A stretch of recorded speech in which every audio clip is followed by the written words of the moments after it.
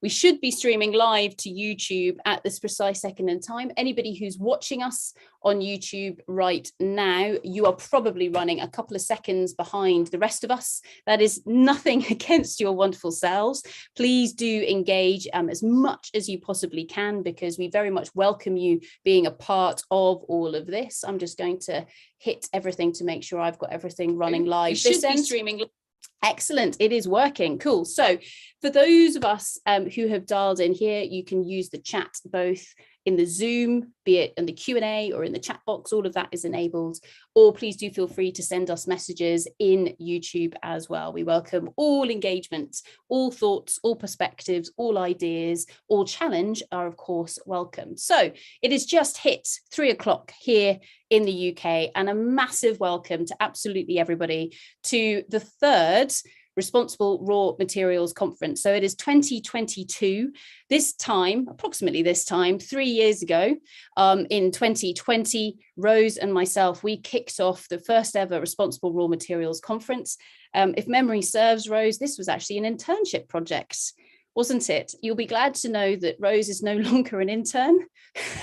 She is a fully fledged employee and has also submitted her PhD. So a massive round of applause right at the start of this year's conference to the fabulous Rose Clark for submitting that PhD thesis. There we go, Rose. We just managed to get the embarrassing bit out the way for you. So thank you so much to everybody for dialing in to this year's conference. For those of you who dialed in a little bit early, you'll have heard me give some of these notices already, but just in case you are getting that extra cup of tea or something else to keep you going through the next few hours, just some housekeeping items. So lots of people have dialed in here on Zoom, which is absolutely fantastic. You will note that we are using a Zoom webinar format. So you will have the usual Q&A box somewhere down at the bottom of your screen. You've also got the chat function that is available for you as well. Please do feel free to make use of these. We engage as much conversation, as much interaction as possible.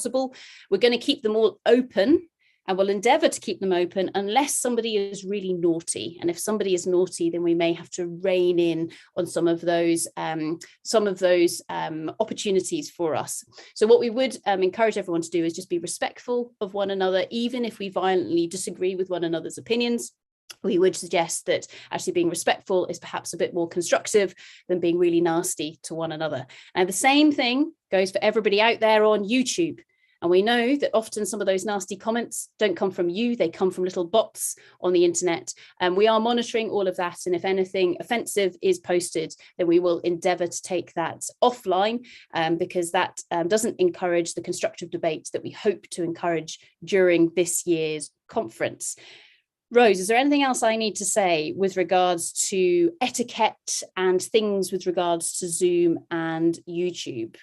I think the only thing to say is if we get somebody very excitingly Zoom bombing us or totally takes over the platform, then what we will do is we will stop the conference immediately.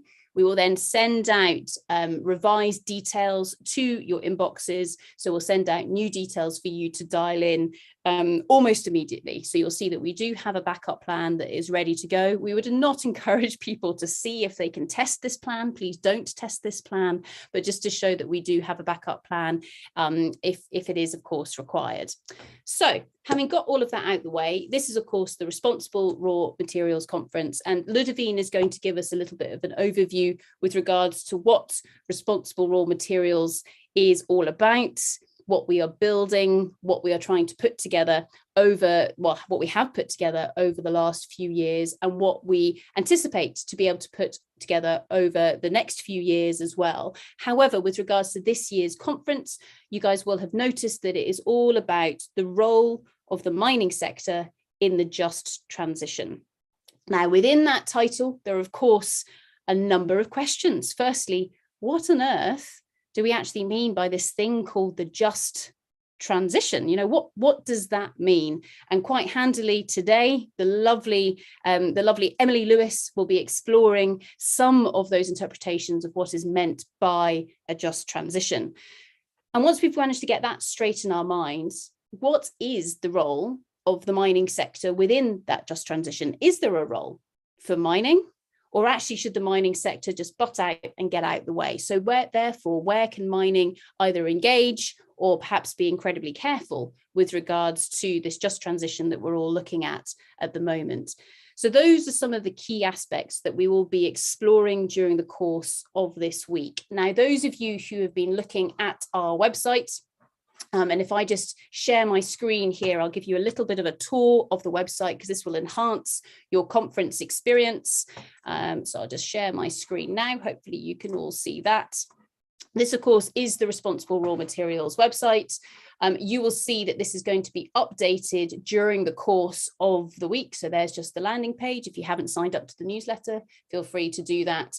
If you click on the 2022 conference, surprisingly enough, that's what we're in right this second.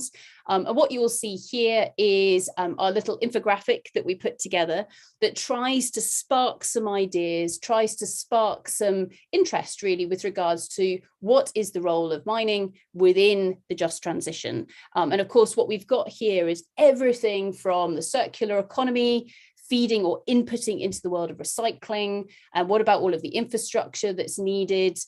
Sustainable mining. Can mining actually be sustainable? Or is that a really confusing phrase? Because actually we've got no intention of putting all of that, say, iron ore back in the ground where we found it in the first place. What about water sources, nature, land remediation, and then coming through into the world of tax and royalties. So actually distributing some of that wealth around the world. We can also talk about natural resources governance. What about careers and education and the development of people and communities? Then on into things like energy generation and storage, because of course, a lot of what we are producing from the ground from a mining perspective goes into things like batteries, etc. And then, of course, finally coming around into health. So there are lots of different aspects here. There are many, many more. So one of the challenges that we would really welcome you helping us with over the course of the next 5 days is to feed into chat, into the Q&A, or into the chat on YouTube, any additional items that perhaps we have missed from this infographic, because we are convinced we have missed lots, aren't we? I'm looking at the team that put this together. So we thought it was quite a nice, pretty picture to start off the conference with, but we're sure that we have missed lots and lots of items with regards to this. Now, to try and inspire us in the not just the creation of this infographic, but actually hopefully make a bit of a difference in the world, you will also have noticed, if I scroll down, here we have our schedule. Okay, now, in true Responsible Raw Materials conference formats, we are adding more people to the schedule every day. So there are some people who you will meet during the course of the week who aren't listed here. And that's because they're only just phoning us up now and saying, hey, I'd really like to share something with the world, something that I'm up to at the moment, because I think it would really contribute to this discussion. Now, Rose has just turned her camera off. She's the person that is in charge of the schedule. But what you can see here is, so I'll talk our way through the agenda that we have set up for this afternoon very, very shortly. But as you can see, we have a whole 8 different sessions lined up for you over the course of the week. Now, there are vague themes to these sessions, but we've intentionally mixed people up. And we've done that so that if you went to, say, one of your normal conferences in which lots of people that perhaps you'd studied with at university or in the same discipline or even the same industry as yourselves, you hear some fantastic inspirational talks, but we're always still a little bit within our own bubbles. So one thing that we're trying to do with this conference, and we have tried to do over the last 3 years, is to mix everybody up. So, for example, throughout the week, we've got people who come from the world of finance. We've got people who come from the world of NGOs. We've got people who come from government. We've got people who come from research. We've got people who really like mining. We've got people who really hate mining. We've also got tomorrow afternoon our Burst the Bubble session, which actually Keith, who's one of our speakers later on this afternoon, was a part of last year. And in this Burst the Bubble session, we have got 3 incredibly brave individuals to come and join us. Now, none of these individuals work in the raw materials sector at all. Okay, so they are, it's almost as if we invited 3 people off the street outside our houses. But instead, what we've tried to do is go for 3 people with quite diverse backgrounds, so we get a real insight into different perspectives. And we're just going to ask those 3 people, what do they think of mining? And so that therefore gets all of us who work in raw materials actually to hear the perspectives of people who live outside our immediate bubble or the world that we work in. So we've got all kinds of stuff lined up for you over the course of the next week. Now, lots of these lovely people who you can see listed here with the organizations with whom they work most of the time, and in other cases, sometimes what they're going to be speaking about. What you can do is you can click on this little link here, and that will take us through to the talks page, or basically where their abstracts are. And what you'll see is we've gradually been loading up people's abstracts. And so, for example, Johannes, who's going to be speaking on Friday, which will be absolutely brilliant. You can see that Johannes has very kindly given us an abstract. And if I scroll down through here, and also a biography, so we can see who Johannes is, and also as well, if you want to reach out to him or find his organization, if you want to get more detail with regards to that. So for lots of the people who are speaking this week, they have provided us with their abstract, if not just a biography. But also, if I go back a slide or back a page, what you will see is this is all in our talks area, in which we also have loaded all of the talks that have been collected together over the last 3 years. And Rose, I have no idea how many talks there are now. There are hundreds of them. Okay, and they are all in really useful little 20-minute blocks, because the vast majority of people have given a talk for 10 minutes, and then we've had a discussion about it for 10 minutes. So for example, if you are interested in, let's go with artisanal and small scale mining, I can just click search with regards to that. Oh, well, that was good. Nothing was found. Let me try another one. Let's go with Estelle. Okay.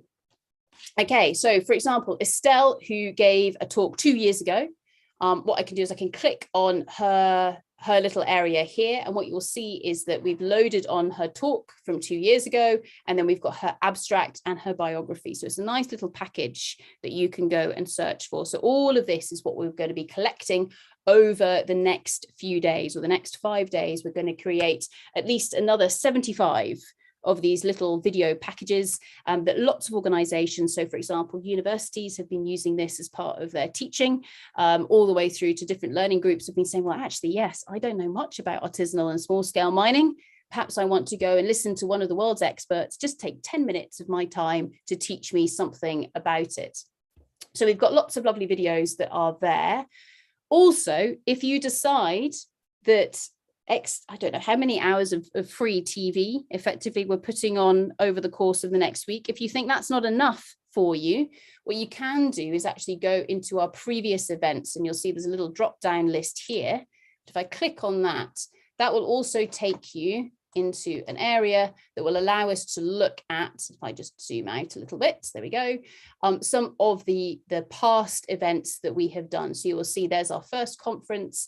Then for those of you who are really excited about geology, okay, so apologies to anybody here who's not interested in geology. I personally am a geoscientist, so if I need to fill space with general chatter, I will probably start speaking about rocks. I find it interesting. Some other people do as well. Apologies if you don't. But basically here we've got a roundtable that we did back in 2021, bringing together all of the people who are updating a lot of the governance around how much rock we disclose is actually in the ground.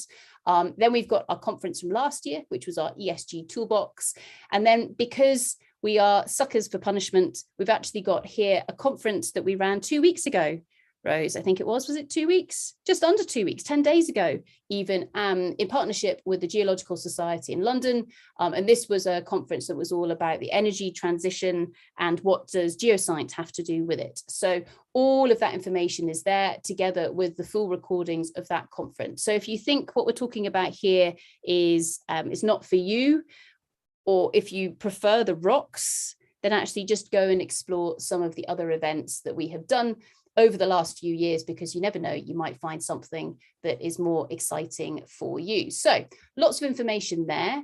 Also as well, keep an eye on the conference page for this week, because we will constantly be updating the schedule as and when new speakers confirm their slots, as we slot them into the panel sessions, etc. We'll be adding them in on a regular basis. If you've got this screen up, I recommend you hit refresh every so often, because Rose will have done something and none of us will have noticed it, and we need to congratulate her for her rapid updates with regards to all of this. Rose, is there anything else you want to say with regards to the website? No, I don't think so. There are lots of resources on there as well as the talks that probably worth mentioning. Yes, so if you go into learning material is an awesome area. What you can see here is, yes, we have the YouTube channel, which some of you will be watching on now, but we also have content that we love from elsewhere. So what we're trying to do is also promote and collate together lots of other organizations that are putting together lots of different materials. So if I click on teaching materials, for example, that link will take me through into, you can see here, we've got lots of links across to other organizations around the world who excel at putting together material that teach us about raw materials or about different aspects with regards to raw materials as well. So there's lots and lots and lots of material that's on there. Thanks, Rose. Anything else that I forgot? I don't think so. Okay, excellent, brilliant. So that takes us through the teaching material, but also as well where to go and find updates with regards to what's going on over the course of the next week. And the final thing just to mention to all of you before I begin to tee up Ludovine, who's going to give us our first little spiel of the day, is of course the YouTube. Now this is going to be very dangerous because I'm going to be watching myself. See, there we go. Here's the YouTube channel at the moment. And you can see here, if you want to post something into chat, please do feel free to do that as well. You'll also see that we've got some Mentimeters teed up for you as well. So we'll get a little bit of interaction going on later on during the course of today. So with regards to all of that, what I'm going to do is just remind everybody, if you do have questions, comments, ideas, challenges, etc., please do feel free to put them into chat, into the Q&A, or post them on the YouTube channel. We will be keeping an eye on all of them because it's all about engaging with one another, learning something new, and no question is a silly question. I will be asking lots of questions, some of which will be more intelligent than others. No question is a silly question through the course of this week. Now, with regards to all of this, the first thing that I would like to do is just to welcome the wonderful Ludovine Wouters to the stage, to our virtual platform that we have here.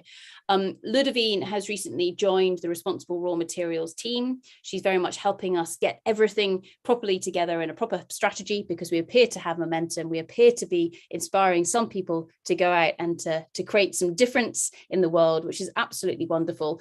It's been pointed out to us over the last few years that we never actually talk about what responsible raw materials actually does. And so we've listened to that, and it fills me with great pleasure that Ludovine is going to give us a bit of an overview as to what responsible raw materials is all about. Ludovine is going to go through that first. Then we are going to hear from the wonderful Emily Lewis, who's going to give us a bit of insight as to what on earth we mean by this thing called a just transition.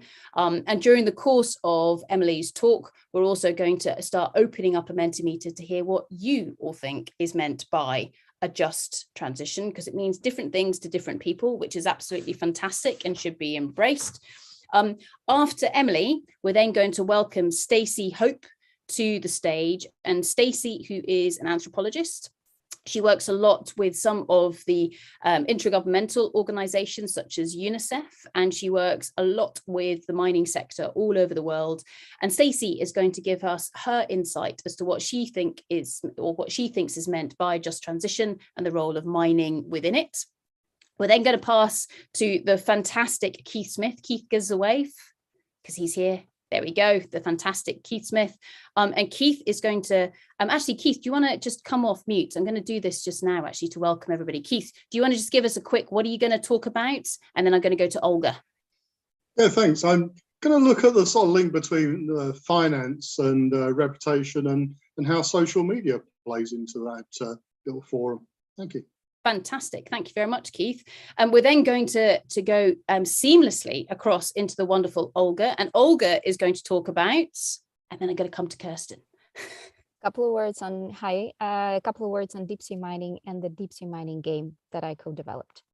Fantastic, cool. So we're going to go from, we're going to be on the surface of the earth, we're going to be deep under the ocean today. It's going to be absolutely fabulous. So thank you very much, Olga. Then we're going to go to the fantastic Kirsten Wolfe, before we then go to Andy Reynolds. So Kirsten, what are you going to speak about? So I'm going to talk about the beneficial impacts of mining on local communities.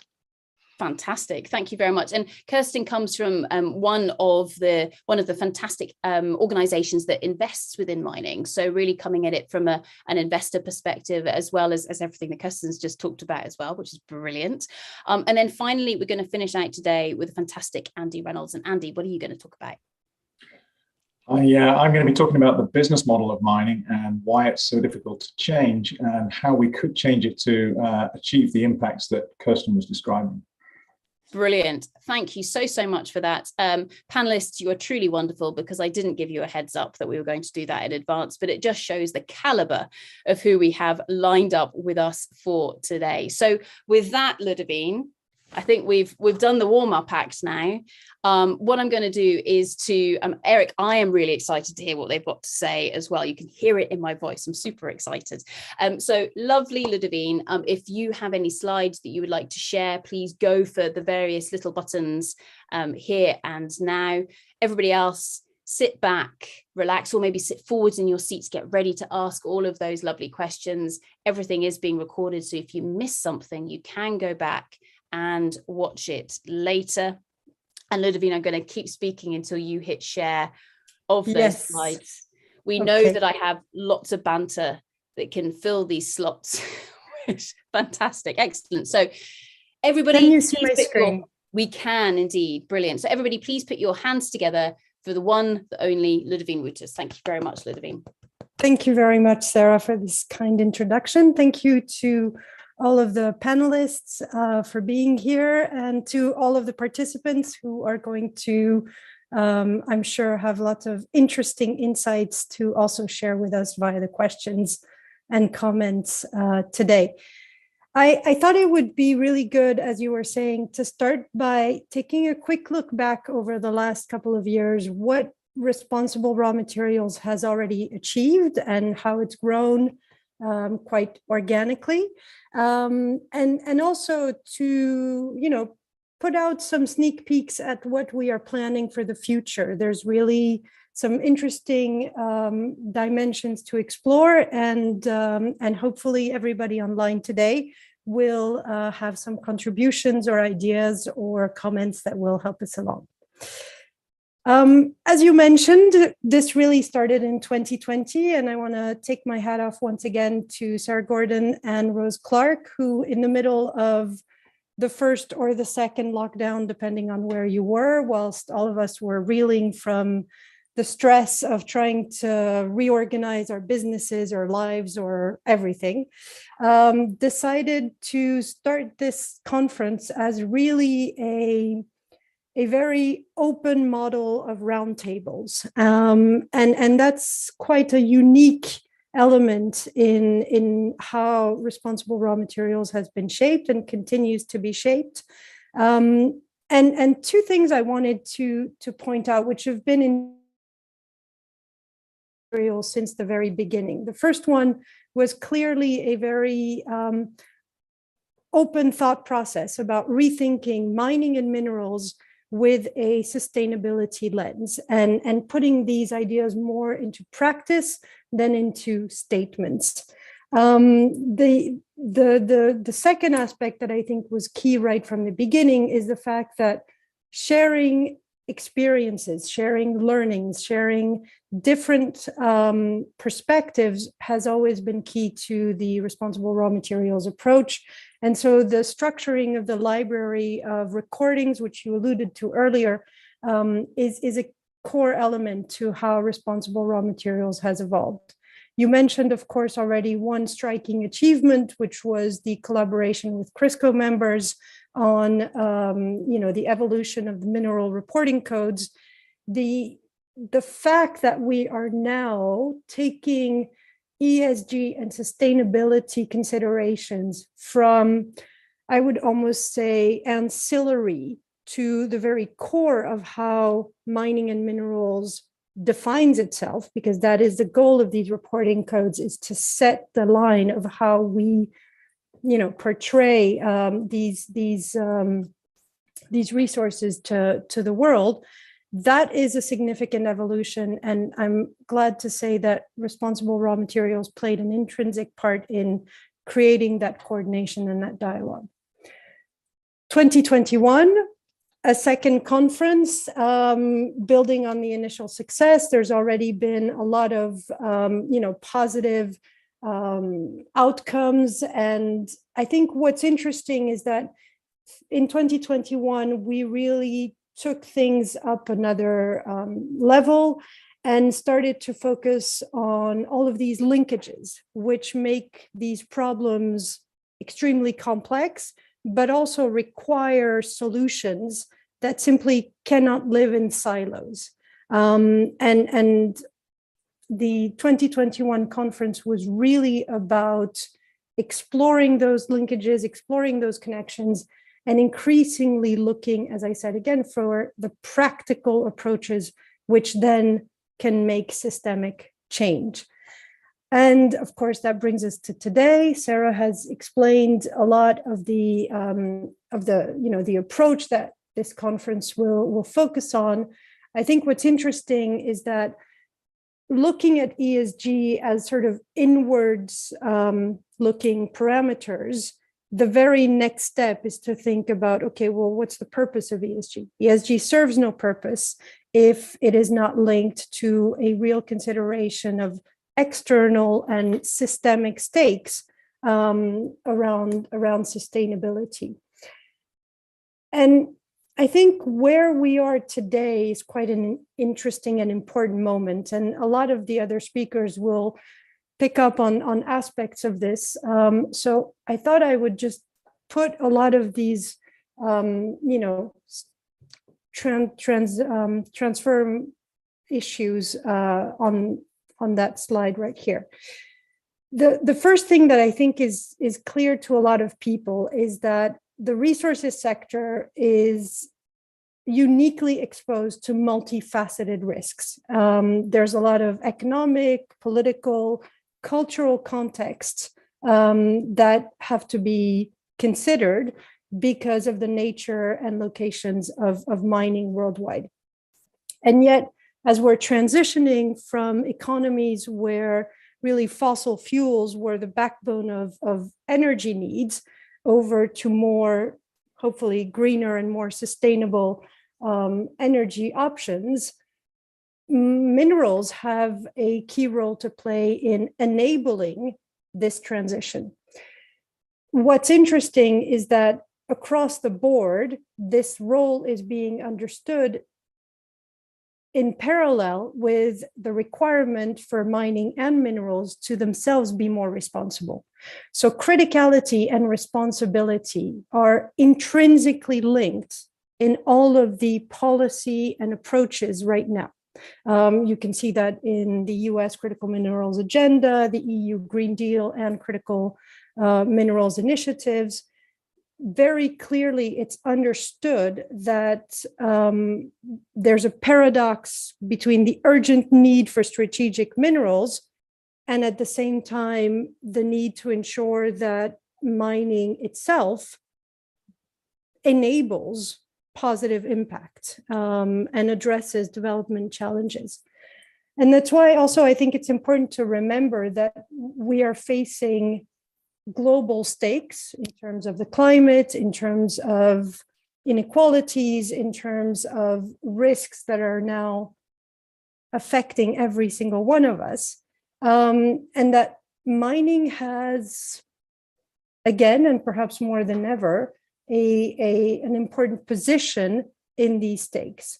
Criticality means that all of a sudden, not just the production of minerals, but their processing have become key to a lot of industrialization policy and frankly, to a lot of geostrategic positioning, including, very competitive positioning.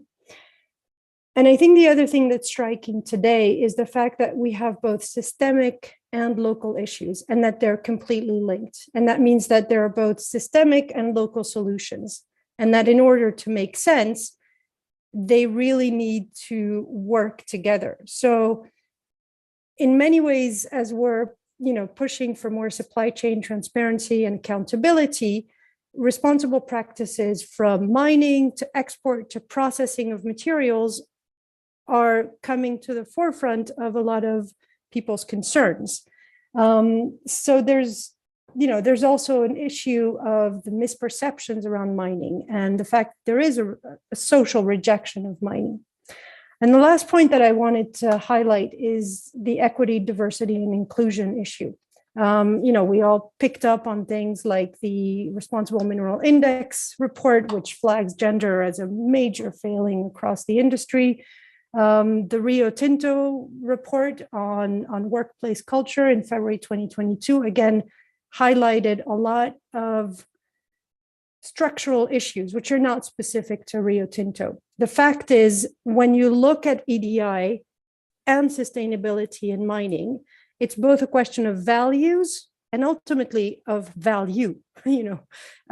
This industry has increasing workforce challenges, and if we don't address all of these issues simultaneously, one of the impacts will be that we simply will not be able to deliver the minerals that are needed for this green transition. So the stakes are high, and I think mining is under a huge amount of pressure to deliver on those. And as Andy pointed out, it does mean that we need to reinvent ourselves. And I think that's what's most interesting about responsible raw materials and the direction we're hoping to take in the next year or so. As I said, criticality and responsibility are intrinsically linked. They are part of the same issue. The drivers behind these expectations and requirements can vary in terms of geographies or the various disciplines that are looking at them, or which part of the sector you're coming from. But the reality is they are now pervasive across the supply chain. So what can responsible materials bring to the table? And that's what I wanted to sort of spotlight here in the middle. The first thing that is a strength of this forum is the fact that it has created a colossal network of professionals, experts, practitioners, decision makers, advisors across every discipline, geography, or aspect of the sector. So we can tap on a colossal amount of shared knowledge. The three most, I would say, relevant contributions that responsible raw materials can make are the capacity to convene this open dialogue, which is rare. There are any number of multi-stakeholder initiatives right now focusing on these issues. But the capacity to span every single aspect of mining, from ASM with somebody like Estelle, reminding us of that context, all the way to the investors, the insurers, the financiers, the NGOs, the regulators, all of these people can be around this table. And so convening that dialogue is a key element of what responsible raw materials can contribute. Of that dialogue, there is an incredible amount of shared knowledge that emerges. Hence the reference to, the information hub that we were discussing, but also increasingly to analysis and research capacity. And that, I think, will be a big part of the future for responsible raw materials, because we've now amassed a lot of information. There are specific themes where this information can be applied for greater effect. And fundamentally, this all feeds into, I think, significant capacity for advocacy. There is a need for informed and independent, but also collaborative approaches to addressing the issues we face within the mining sector, and the mining sector as an enabler of solutions for the wider economy and society. So a big part of where we hope to go in the next few months is to structure positions on some of the key values that we've defined together over these roundtables, and use these to really become that independent and informed voice, with the benefit of perhaps not consensus, but at least consolidated proposals, which can build on that immense diversity of perspectives that we can bring together.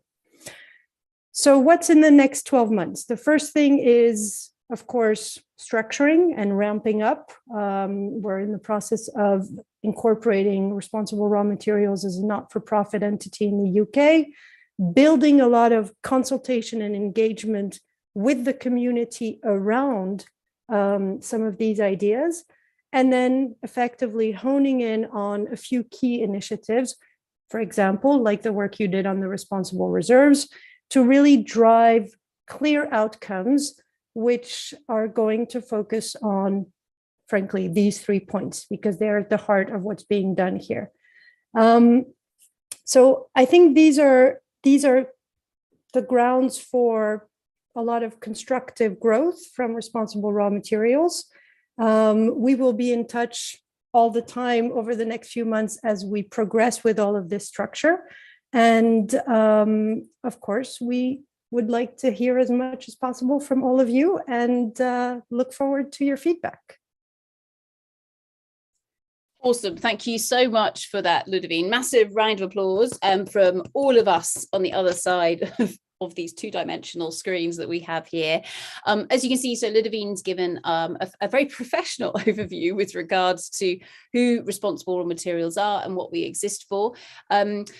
During the course of this week, obviously, our minds, our arms are, of course, welcome to absolutely everybody in terms of your perspectives and your contributions.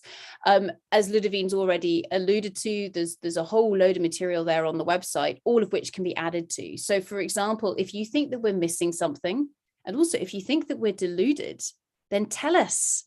We want to hear all of this, and we want to hear your perspectives and how we can generally ensure that the provision of raw materials to the wider world, where of course those raw materials are needed, is undertaken in the most responsible way possible. Now, if you have questions, please do feel free to feed them into the chat at the moment. But also as well, something that I'd quite like to just share with us is, because we've got the most amazing array of people who have dialed into the session just now. And what I'm going to do is just share a little map of the world. So this is Mentimeter, which some of you may be very well acquainted with. Some of you, this might be fairly new. Now, I have managed to find like the smallest map of the world ever. So my little dot, okay, so this is me, I put mine in. I'm currently in the northeast of Scotland, but it looks like I've just taken over the entirety of Scotland.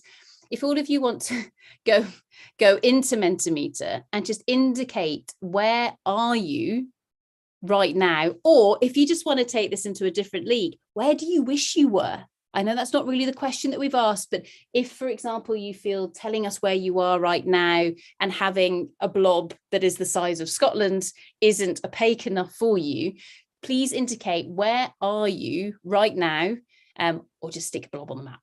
Be quite interesting. Okay, so we're going to be using Mentimeter to collect in some information over the course of the next few days.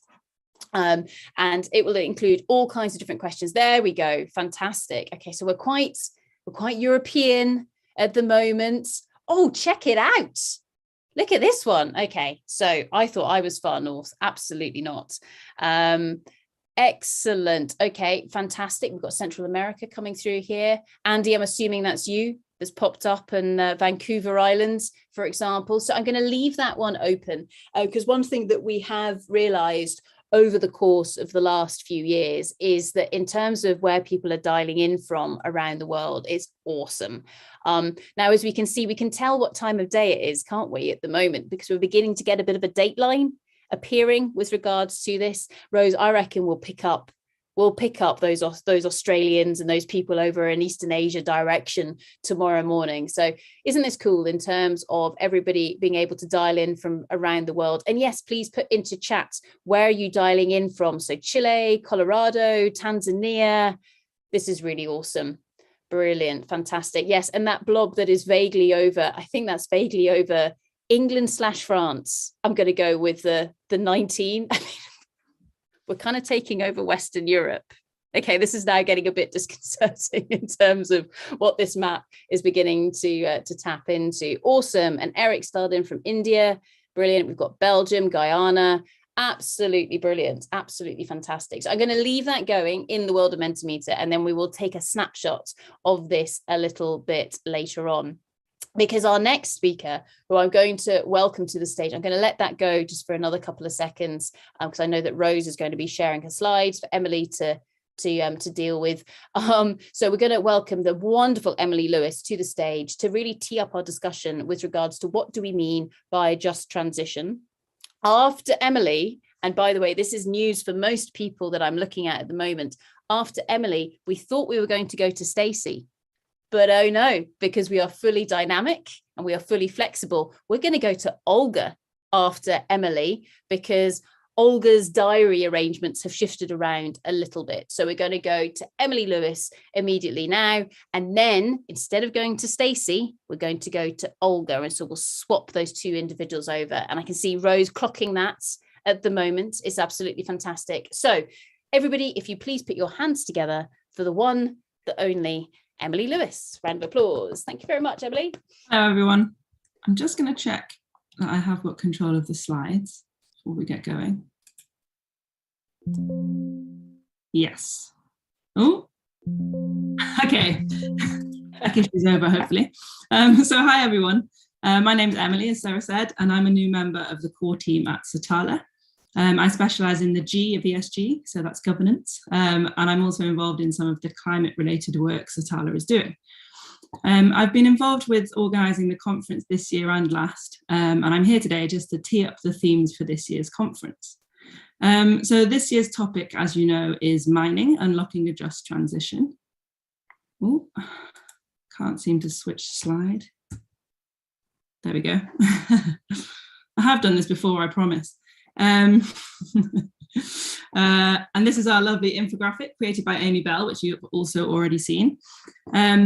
But as we see it, there are two themes to address when considering this topic. And Sarah did mention these earlier on, but I'm just going to go back over them again.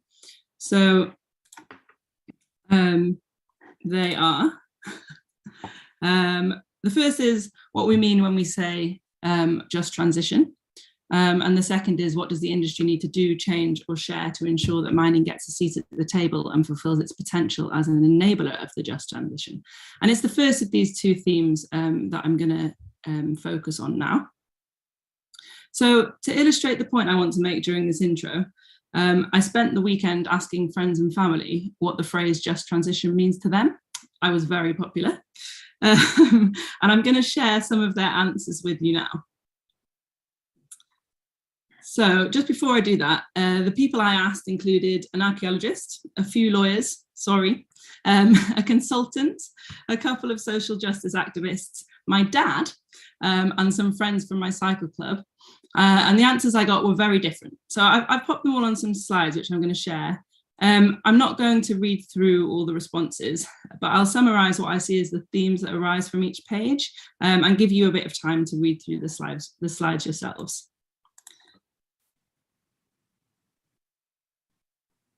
Oh, I'm really having problems with this today. Okay, so this is the first slide. I'll just give you a few seconds to look it over.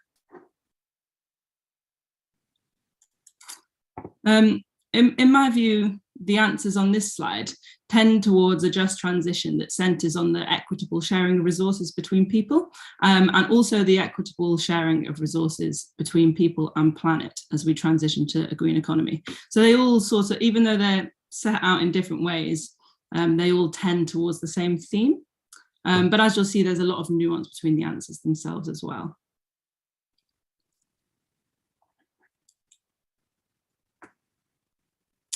So on this slide, again, nuanced answers, But I think the answers focus more specifically on workers on this slide and ensuring that people aren't left behind as we transition to a low carbon economy. So they're much more focused on workers' rights rather than sort of equity for all people.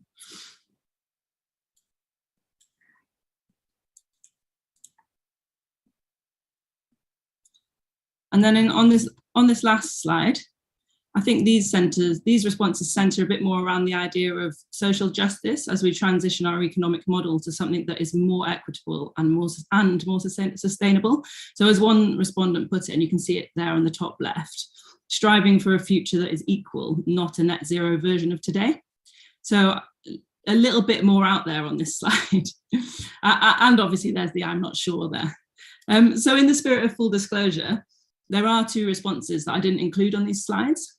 The first one was from my dad, who said, "Can't we just get on with it?" And the second one was from one of my cycling friends on a ride this weekend, who definitely thought I was talking about triathlon transitions, which I think and hope sort of coloured his response, and that his response was more to do with the context than anything else. So I've left that one off too. But one other thing to say about these before I go any further is that it's important to acknowledge that only 3 of the people who answered my question admitted to not having heard of the phrase, which means I think that 1, I live in a bubble, or 2, my friends and family are avid Googlers. To be honest, I suspect it's a combination of both.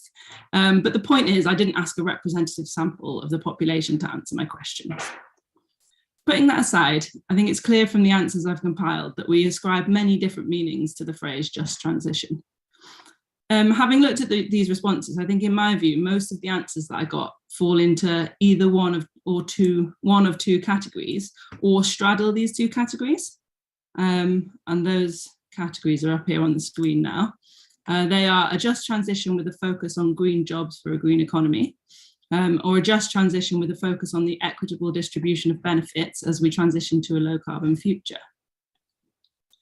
Now, you might consider that the focus on green jobs is encompassed within the idea of an equitable distribution of benefits, and I absolutely would agree with that. But I think it's helpful to separate out these categories because it demonstrates that, that one of the categories is necessarily narrower than the other.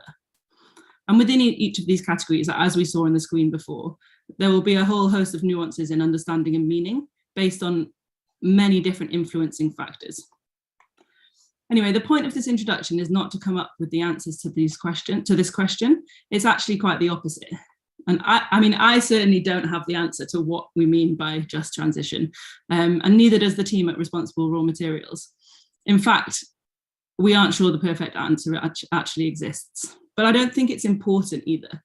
You're going to hear a whole load of great talks from a whole host of great speakers over the next week, from many different locations, cultures, and sectors, with different backgrounds, interests, and influences, who will all have their own take on what a just transition is, which will most likely all be slightly different. And this is what we would like you to hold close and think about as you listen and get involved in the conversation over the course of the week. Have a think about what the phrase means to you and why. What factors have influenced your understanding?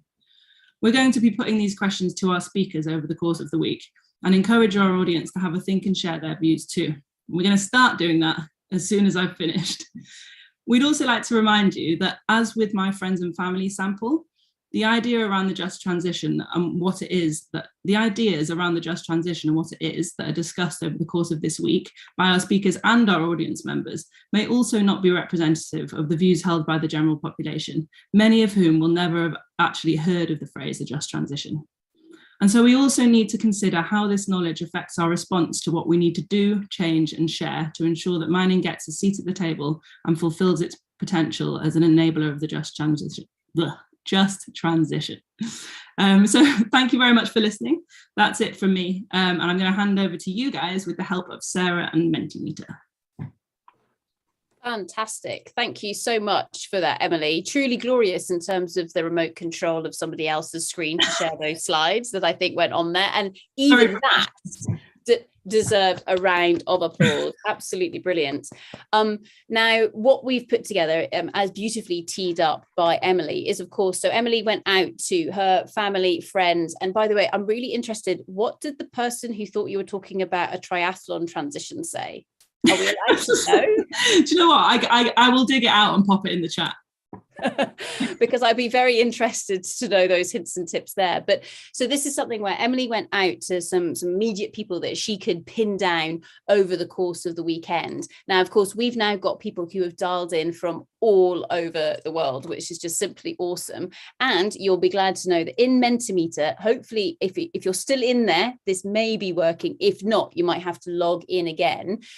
This is the next question, which asks us, what do you think is meant by a just transition? Now, Emily's given us some food for thought, and what we will be doing is we'll take some of those speech bubbles that she shared with us. We're going to pop them into chat over the course of the day just to inspire us. We'll also pop them up on the website as well, so you can go and have a little look. Okay, so we've got one up there already. So transition to justice. I think that's just it for the moment. Obviously, we think that is just the key definition, but we'll see some of these begin to come in over the course of the next couple of hours. So we're going to be collecting that behind the scenes. I can see various people typing away at the moment, which is great. There we go. Fair distribution of resources, transition to a sustainable global society without leaving anyone behind, non-capitalist and green, unhandily, actually, in a yellow box. That would be much better if it was in a green box, wouldn't it? That would have been much more poetic. So you'll see that all of these suggestions will begin to pop in just as and when the internet decides it wants to connect from my big blue circle somewhere in the northeast of Scotland. And so here we've got a transition to the green economy that identifies, prevents, and mitigates negative social impacts, both in industries that transition out and those that transition in. Brilliant, cool. A reasonable shift, an equitable and inclusive transition that supports the transformation of regions and communities. Planet plus people thrive. Oh, that's a good slogan, isn't it? I can just see the logo that's going on with that one. That's really cool. And whatever the person wants it to be. Excellent. Equity, a greener future, equal protection and opportunities for people affected by mining and benefiting from its production, no longer living at the expense of other people and our shared space, transition for all to whatever level is desired without causing any people or environments harm. By the way, for any of you who can't get into Mentimeter, because I know that there's some of you who are dialing in on your phones or on different instruments, I should say, please do feel free to put your suggestions into chat and we'll add them into this. Now, we could spend the next few hours with me just reading out what's written on the screen, but I don't think that would necessarily be that interesting to everybody. So instead, what I'm going to do actually is I'm just going to check in on the chat. Thank you very much, Rose, for posting that link directly into the chat. See, she's so good. She's so good. So what I'm going to do actually is I'm going to let everybody. Oh, by the way, Emily, you've got a call out here. I think Emily got it. So brilliant. Yes. A transition that is inclusive of all in terms of employment, benefits and costs. Brilliant. Not just a hollow word by Mining Associates. Excellent. I agree with you there. So keep these suggestions coming. We're going to tap back into them later on in the session here today. But what I'm going to do is I'm going to stop sharing and I'm going to invite Olga to share her slides because I know that she has some time constraints. And this is mainly because she is dialing in from somewhere really exciting. From the middle of Sweden. Hi, See? everyone. Isn't that really cool? So, Olga, I know that we're going off script in terms of the agenda for everyone. So my apologies if you were dialing in expecting to hear Stacy right now. Stacy is not Olga. Olga is not Stacy, but they are both truly wonderful people that I've got masses to contribute to this discussion. So what I'm going to do is invite Olga to start sharing her slides and to kick us off with a bit of an insight into something that you've been up to with regards to deep sea mining. So Olga, over to you to introduce yourself properly and then to take us through your slides and then we can have a proper chat. What I will say as well is as Olga is sharing those slides, if you've got questions that you would like me to pose to Olga, please do feel free to put them into chat. I would love this because it will make me look super intelligent as I'll be able to share some really great questions with Olga. And then we will speak to Olga for probably the next 20 minutes, and then we will progress on with the agenda. We're going to go Olga, and then we're going to go to Keith, and then we're going to go to Stacy, so that Keith remains in his time slot for all of those people that are dialing in just for Keith. So Olga, we'll put our hands together and welcome you to the stage. Thank you very much. Thank you very much. And thank you very much for the flexibility. Very appreciate that. So I'm going to say a couple of words on deep sea mining. Maybe not all of our participants would know what this is, so I'll say in the gist of it. So it's a plan to mine the deep ocean floor for metals, namely cobalt, nickel, copper as well. We want to extract the so-called polymetallic nodules that lie there on the ocean floor at the depth of about 4 or 5 kilometers. Because we as a global society, as a global community, we are afraid that we are lacking resources for the increasing consumption. And so basically, if you say that in a couple of words, that's what it is. We want to, if you imagine a giant vacuum cleaner that goes all the way down to 4 or 5 kilometers deep and starts sucking up all the nodules, and then it sends it up on the surface where a ship takes these nodules and stores them and delivers them to the shore, then this is what it is. And of course, this also happens while, sucking up all the animals that are there on these nodules and on the seafloor, because there is fauna that lives there. This is a debated issue nowadays, so I'm not the only one who's interested in that. By the way, I first wanted to start with the issue. My name is Olga Mironenko. I'm an environmental scientist, so I do not have any background in mining. I have a background in environmental science. I have a very deep interest in ocean health issues, and deep sea mining lately is one of those. So basically what I wanted to quickly present you here is a social simulation that my partners and I made on this issue. So my partners are the Center for Systems Solutions in Poland. They focus on making sustainability games. Well, they, to be honest, they really dislike when I call it a game. They want it to be called a social simulation because a game feels like something really not so serious. But actually, it's a game, but it's a serious game. What are social simulations in general? And that's where my slides come in handy. This is a process of gaming while interacting with each other. So it's a people-oriented and a communication-oriented way of immersing in a situation. So there can be different sustainability issues or not sustainability issues, but we choose those. In this case, this is deep sea mining. One is immersed in a situation and one learns by being in it. So basically, this is what it looks like. This may seem like a funny picture, but this is indeed how a social simulation runs if it's offline. We have, so now a couple of words on what the deep sea mining simulation is. You are a member of an imaginary stakeholder council. So this stakeholder council is supposed to advise the International Seabed Authority, the body that governs the international seabed and takes the decisions currently on whether there is going to be deep sea mining or not.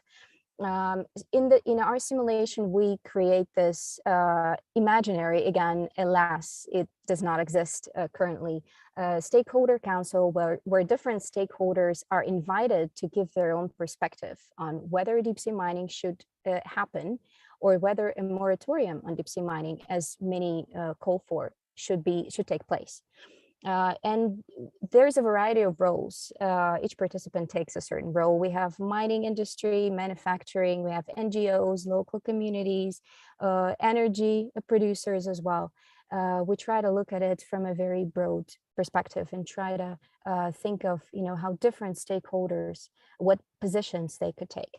These roles are, of course, all made up, but they are very close to reality.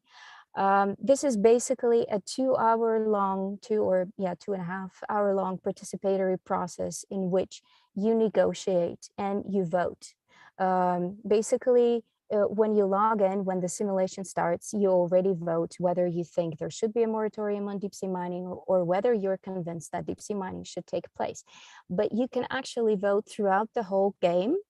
And that's how we can also track dynamics, of opinions, whether people get convinced of, the opposite point of view. And as they go, as these 2 hours go along, we present all sorts of arguments to the participants, because we understand that people do not necessarily log in with a lot of knowledge on the issue. There are many subtleties, many details and nuance that is just not obvious. So we present the material, the arguments, as videos that all participants watch. And what is very important for us, whereas we have our own personal stance on the deep sea mining, we by no means want to impose it on anyone, and we do not announce that. Our goal is to present all arguments, all positions in a balanced way, so that everyone who takes part in this game gets, after the 2 hours of the process, they can have their own opinion. Yeah, again, this is very important for us. And we see that simulation as both a tool to raise public awareness of the issue, because the way this project started for us is, I think about 3 years ago, or 4 years ago, I read about deep sea mining for the first time, and it grabbed me because it's a very serious thing.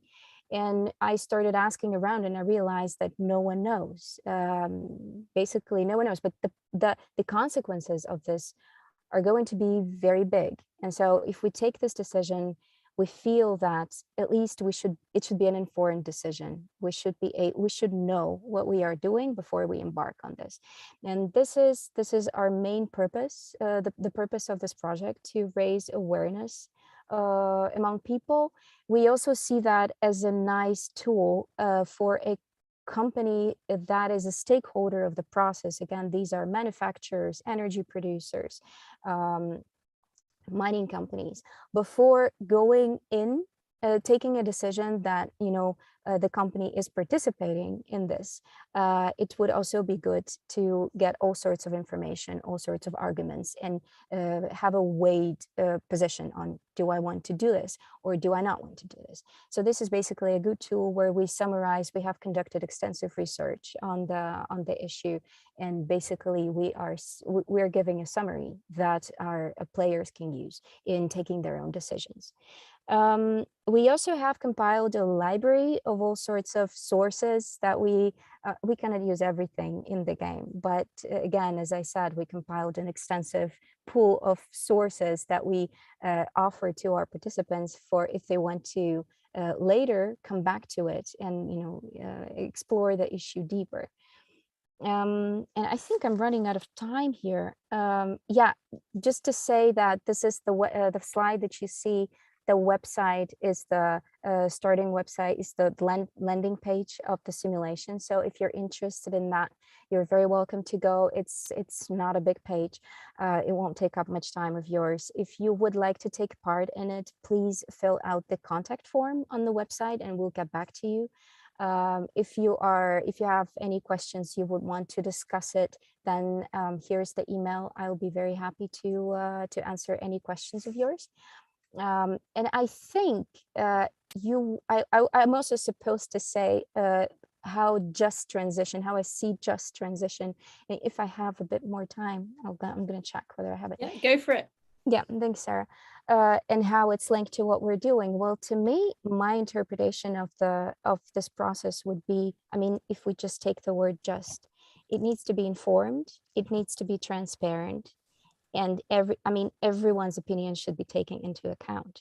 So with deep sea mining, as it currently is, as the decisions are currently taken, it's not exactly like that, because I very briefly mentioned the International Seabed Authority, ISA in short. They are the body that gives licenses, that will give out licenses for mining.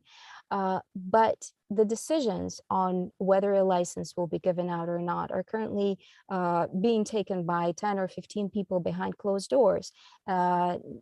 general public does not have any say in that.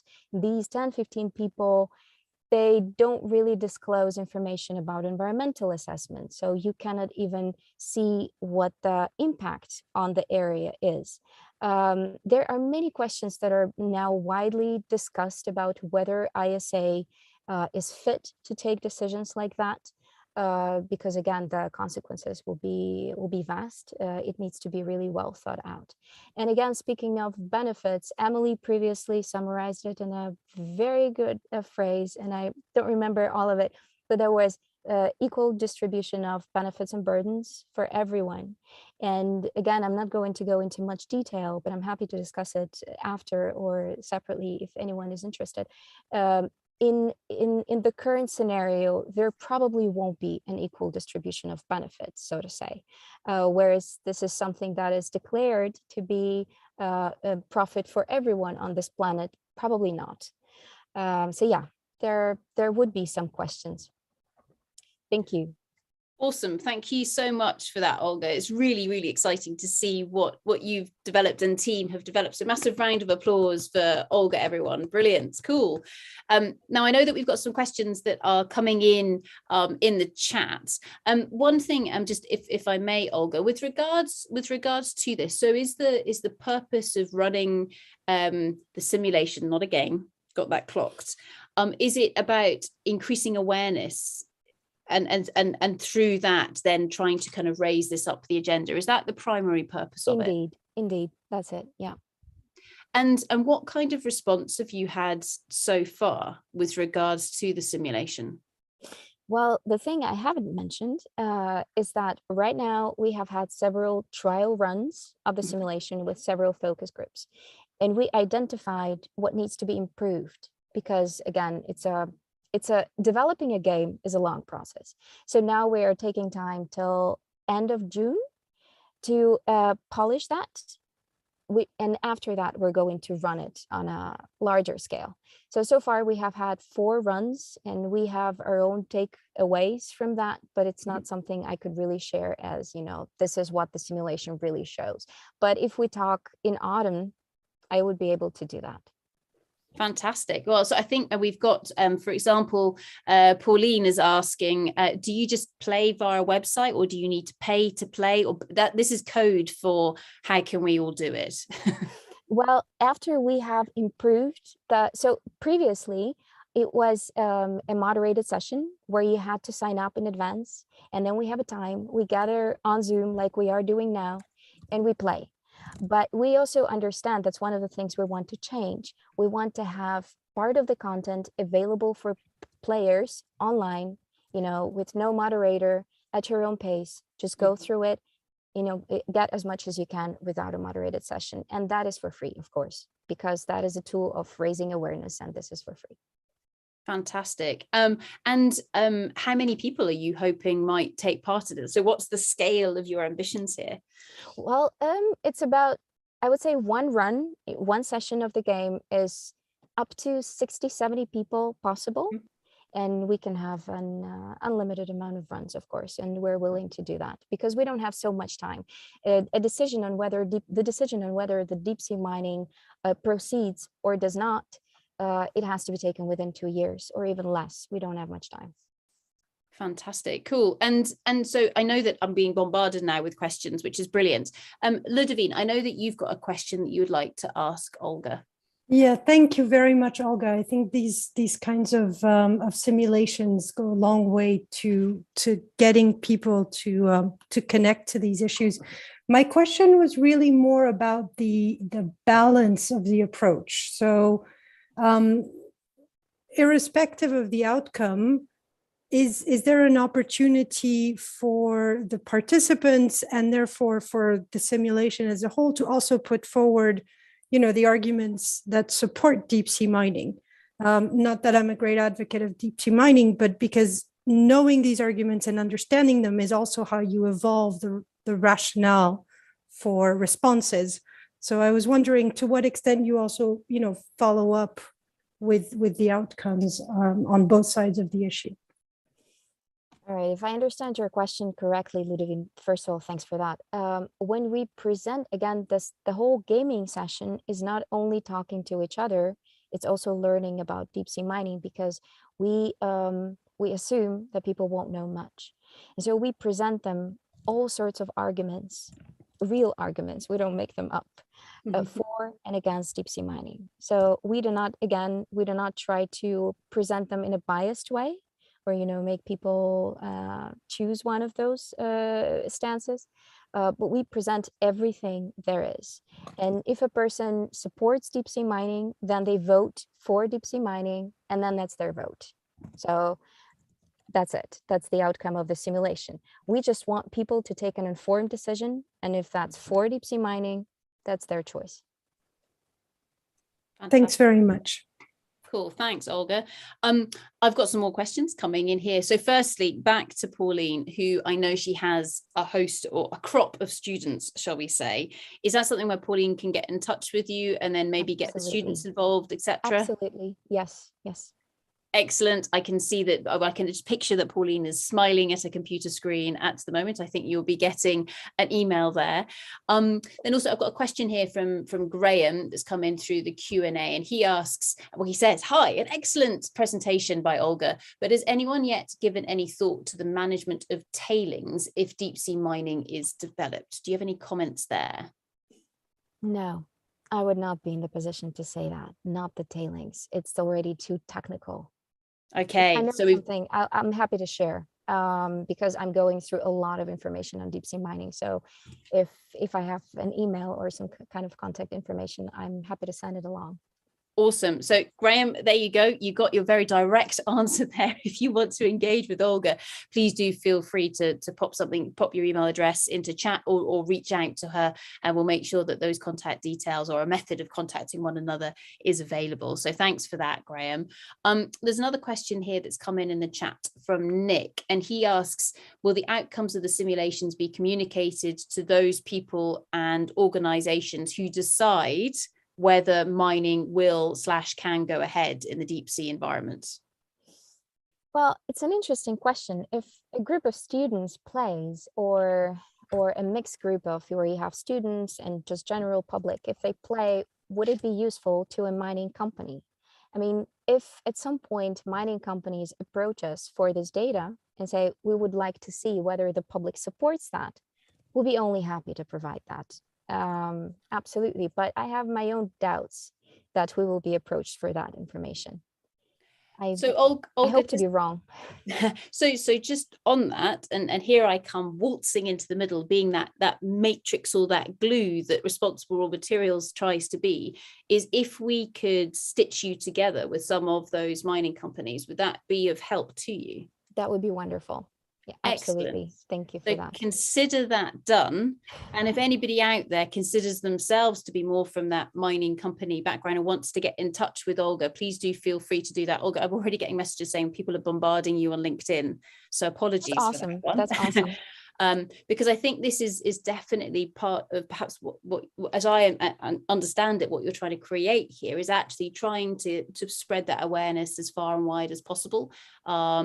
And yes, so that's absolutely brilliant. Great. So with regards to that, and thank you very much for that question there, Nick, that's fantastic. And just a reminder, if you do have questions, please post them into the chat or into the Q&A or into the YouTube, which I'm just double checking now, and we don't have any questions up there. So with that, Olga, I'm going to ask, do you have any final words of wisdom you would like to share with us? As I understand it, sometime towards Q3, the autumn direction, if we're in the Northern Hemisphere, you will be opening this up so all of us can have a little play, sorry, a big play with your simulation, because I think you've now got quite a few people who will be signing up to do it. Is that correct? Absolutely. Yeah, I'll be glad to do that.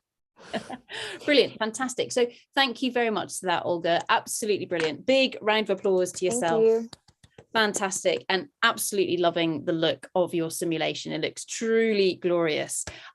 So if you've got more questions, by the way, everybody, for Olga, please do continue to put them into chat or online in different formats, and we'll make sure that they get through to her. Olga, safe travels, because I know that you've got to get on the road shortly.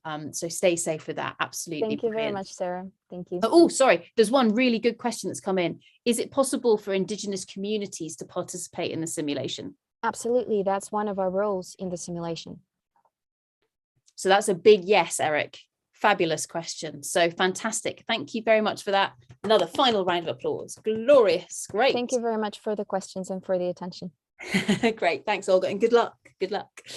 Cool. So that then takes us on swiftly to our next presentation, which is being given by the fantastic Dr. Keith Smith.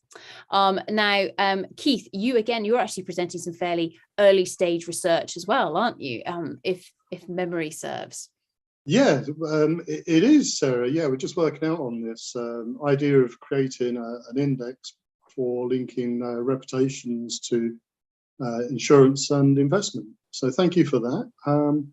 And thanks, Olga. I think that's really good. I think simulation is actually an underutilized tool. I really was pleased to see what Olga's doing. Is it okay to share? Fantastic. Yes, please. On you go, Keith. So Keith, if you want to also introduce yourself, because I know that you have a variety of feathers in your caps. I'm going to say caps plural here. So if you want to introduce yourself underneath your current guise as well, that would be glorious. And then, yeah, take it away. Oh, well, thank you very much. I better start the timer so we don't overrun on this. So, yeah, I've been involved in risk management and decision making for some time, and involved very much in the standards development process for risk management. But this project is a research project I got very interested in, looking at reputations and the financial consequences, trying to get indexes together, because it all drives into the whole idea of being able to insure. And this is a Innovate UK funded project. It's being led by Kennedy's, and I'm just pleased to be part of it. I won't take any more time. We'll move on to the subject itself. And if I'm hopefully right, then this will move on. So if everyone's now seeing a moved on slide. We are indeed. When I actually got into this, I actually thought back to 2006, which is a long time ago now when we start to think about it. I had a conversation with an economist. It was actually around currencies, local currencies, which are being used to promote tourism. And he said about the environment movement that we moved on to, only really get real traction when people understand how the money cycle works. As an economist, you might say that is natural, but it was actually one of those quite profound sayings that stood with me. And if you think back to what Emily's just been sharing, and those definitions that she was sharing, none of them come back to finance. I've put on there a line. In some ways, it's very sad that actually we've got to get all the finances, and people have got to understand, whose pocket the coins are in order for this to really get traction. But it is what it is. So I'm going to use a case study just to lead through some thoughts. It's only a short presentation, but hopefully it will get us thinking in terms of how these cycles might be working. The case study I'm going to use, I've not named the company on this particular slide, but I'm sure there's many people here who recognise the company at the heart of this. But just wanted to lay out the timeline, because it started in May and I'm covering through until December when the new CEO was appointed. So you're talking about something that unfolded over a long period of time. It started off with the event and the apology that come a few days later. Then you start to get the other players involved and them saying what they're going to do or not going to do. Unfortunate information comes rolling out. So August the 7th was a very black day for news for this company, because they had to share in a parliamentary inquiry a lack of information sharing on their part. August 27th, the executive bonuses go, but that wasn't enough. And in the end, 3 directors lost their jobs. But look at October the 29th, investors with $10.2 trillion in their hands to invest start asking companies of all the, questions of all the companies they're investing in. So that's the basis that I want to work with on the case study.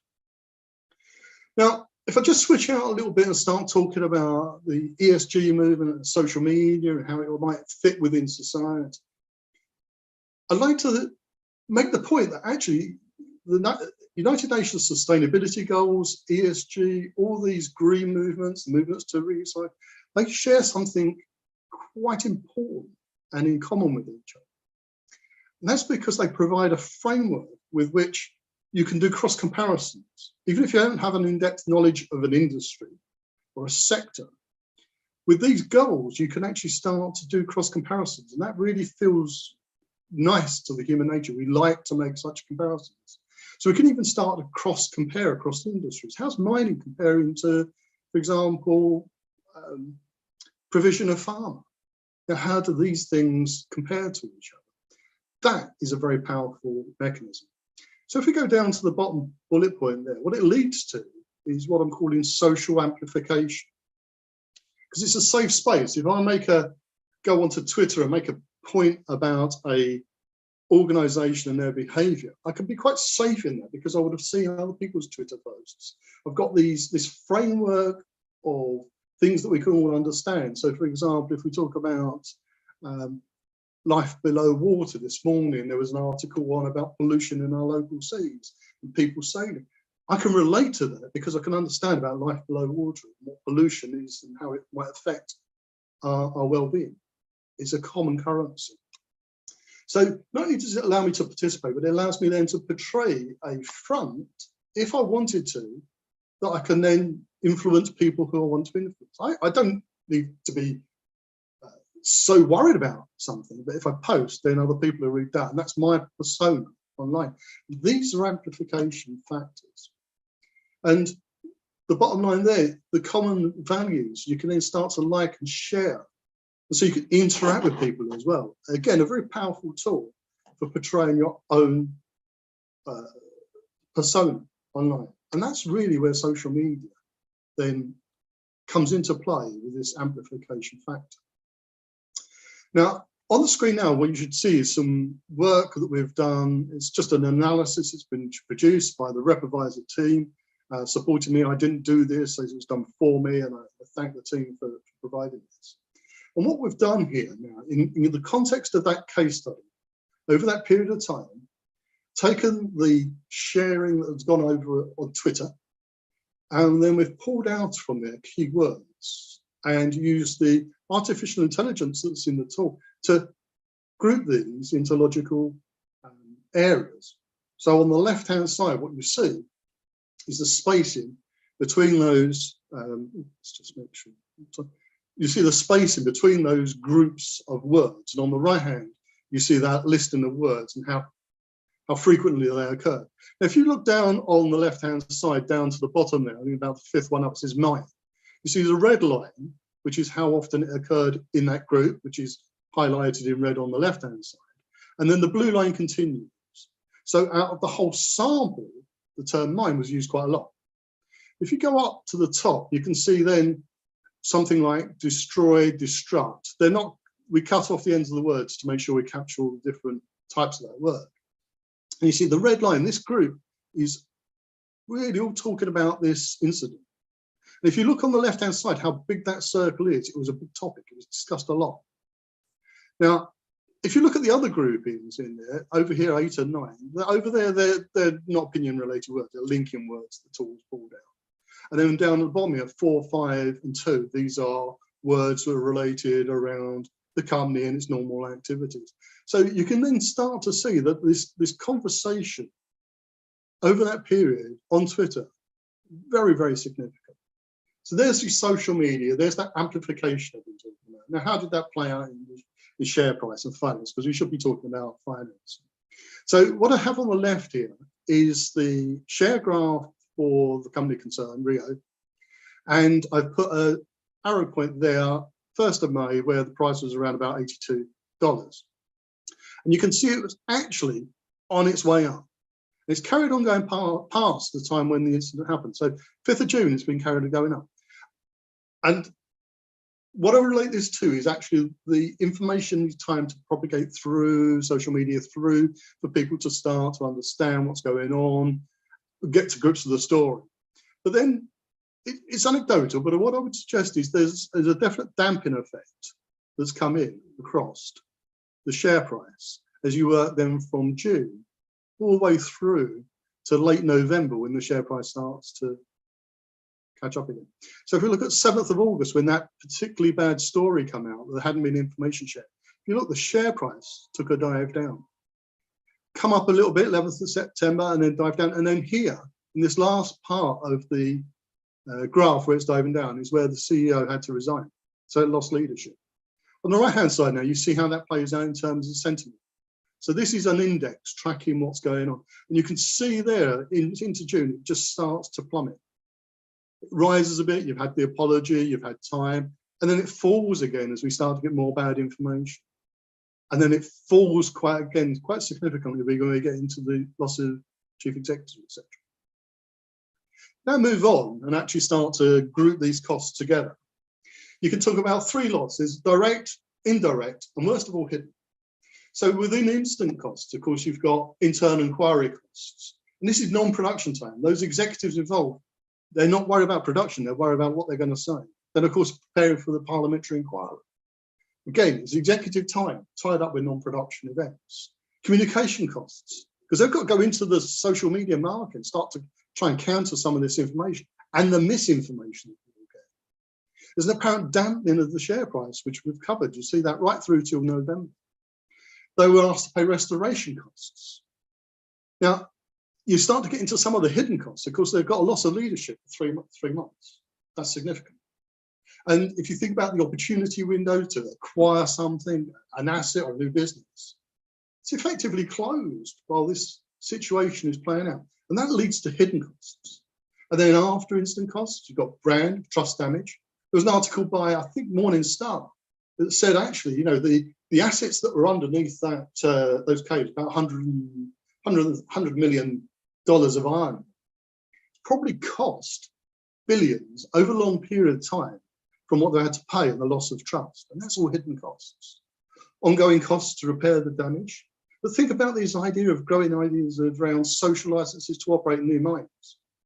They might not even get some opportunity. When it's being discussed, these issues, these histories will come up because they've been widely spread on social media. The amplification in terms of linking to other bad stories that might come out, people start to group these things together, and the cost of securing future investment and insurance, because the world is becoming more ESG aware, and they will start to apply those decisions to funding, as I showed in the case study, all that $10.8 trillion worth of investment. So the action learning points: ESG, good and bad, has a financial impact, and it should be explicitly covered by the risk management program you operate. You should have effective controls in place. That means testing, make sure they're working. ESG failures, they're complex and unfolding, so crisis management comes into it. And you should look to build up some capacity in your ESG, because the share price didn't drop fully out, it didn't take out the company concern, because they had some strength in their rising value of iron. But you should build up some goodwill as well, because that gives you some capacity for when things do go, because they inevitably will. I've dropped a contact email there and a little bit about our research, but that's really it from me. I'd like to now sort of open back for questions. So I'll stop sharing and go back to the other screen. Fantastic. Thank you so much for that, Keith. Absolutely brilliant, and a really good summary of that case study. Great. Round of applause, everybody, for the wonderful Keith Smith. Brilliant. So just while those questions come in, Keith, from your perspective, so obviously, I mean, you work across multiple different sectors. And what happened on the 24th of May 2020 was horrific, really, with regards to the destruction of that cultural heritage in Australia. In terms of the financial impact of that on the share price, for example, of Rio Tinto, was it as marked as you would have expected it to be? So was the financial impact as big as you'd expect it to be? And then secondly, if it had been a different industry with a similar scale of event, do you think you would have seen the same profile? Very good questions, actually. So thank you. So if you think of Rio, I think it's around about the 100 billion mark of cap value.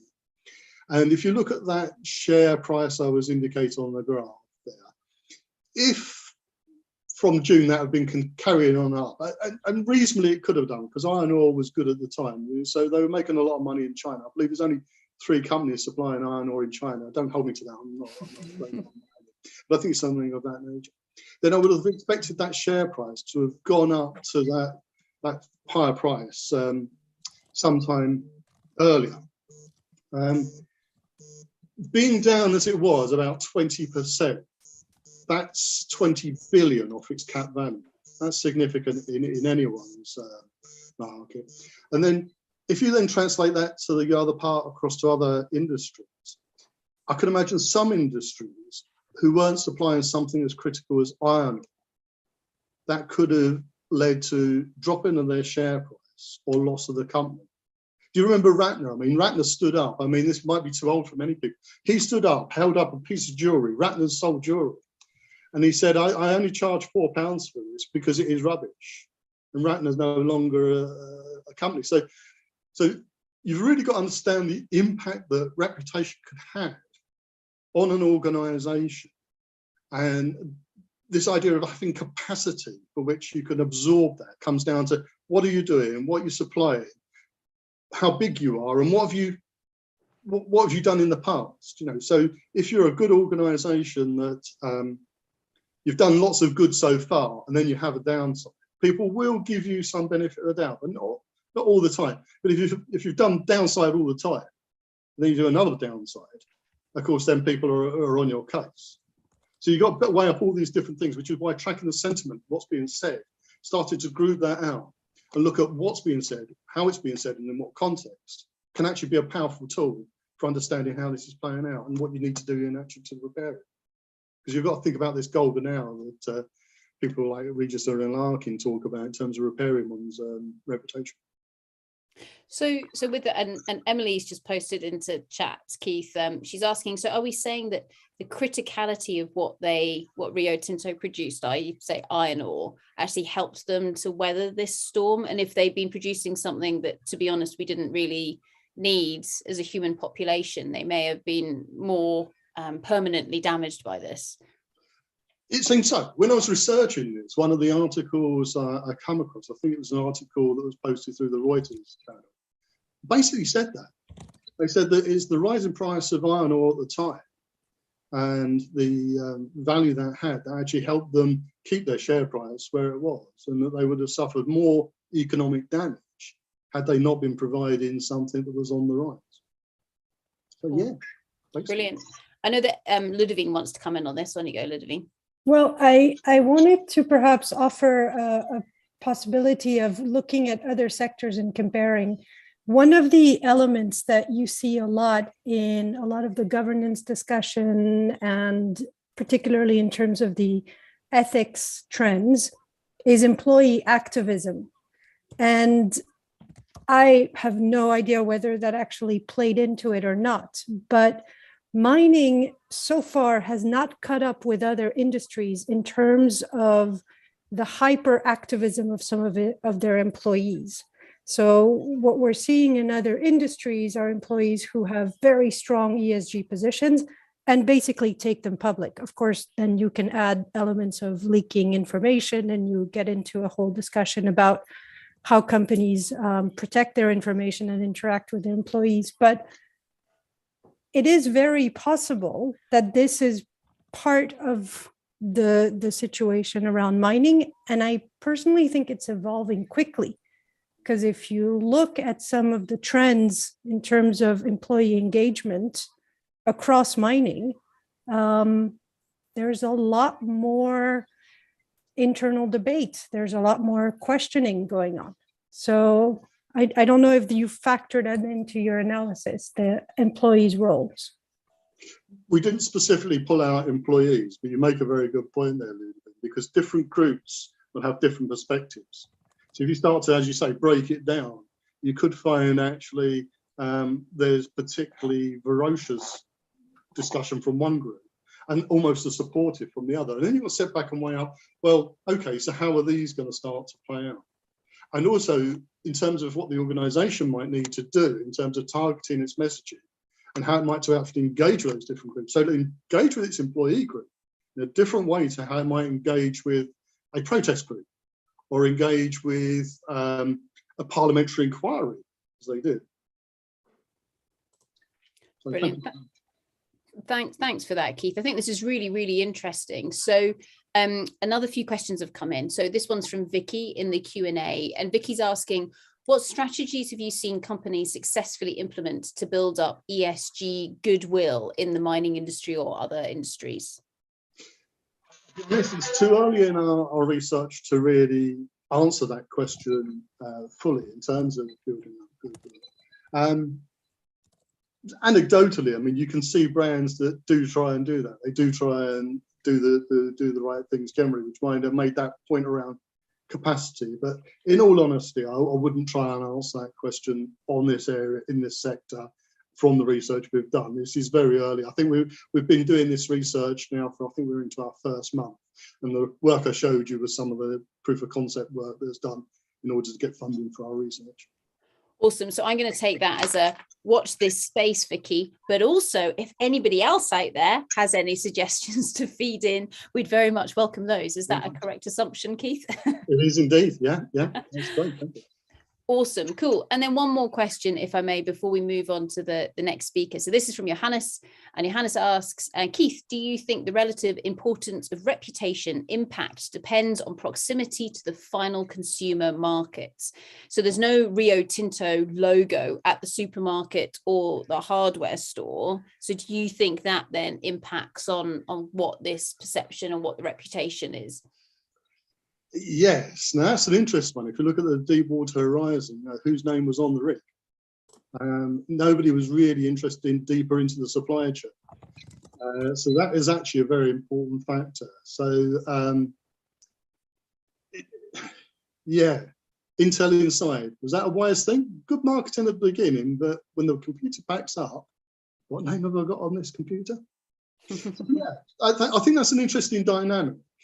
How high profile you are.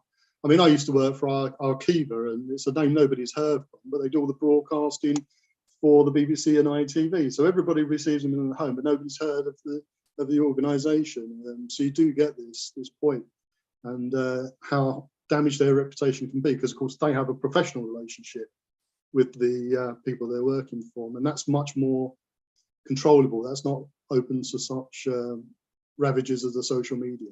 So. Brilliant. Thank you very much for that, Keith. So with that, I think early days with regards to this research, but it's really interesting. There's some more items coming through in chat at the moment, but I'll let you deal with those, Keith. Thank you so much. Massive round of applause, and thank you for inviting me to speak. Thank you. Absolute pleasure. Brilliant.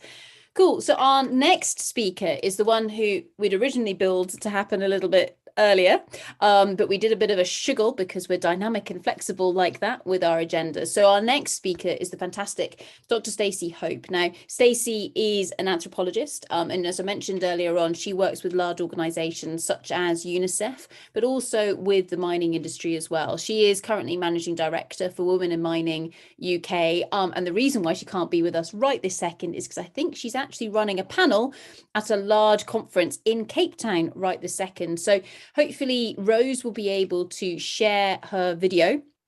So I'm just going to wait for that to come up. It's going to be a bit strange because you're about to see two of me. And Rose, I think it's looking like we can see the right screen if you want to hit play. And we'll check that it's working. So I'm really excited to welcome our next guest, the absolutely fantastic Dr. Stacy Hope. Stacy, would you like to introduce yourself? Absolutely. And thank you, Dr. Sarah Gordon, for having me. So my name is Stacy Hope. I am, on the one hand, Managing Director for Women in Mining UK, but I work mostly with the multilaterals, so mostly the UN Group and the World Bank, around issues pertaining to gender, climate risk, and disaster risk management. And put that all together, looking at various sectors, especially the mining sector within Latin America and the Caribbean, as well as sub-Saharan Africa. So very briefly what I do, but I also translate all of that into understanding how we can invest responsibly in social impact investment projects. Brilliant. That's absolutely fantastic. Thank you, Stacey, for that.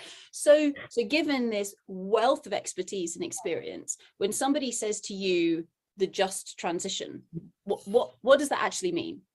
Yeah, absolutely. So I'm an anthropologist, right? So everything starts from, and I'm a social anthropologist. So it all starts from people and communities.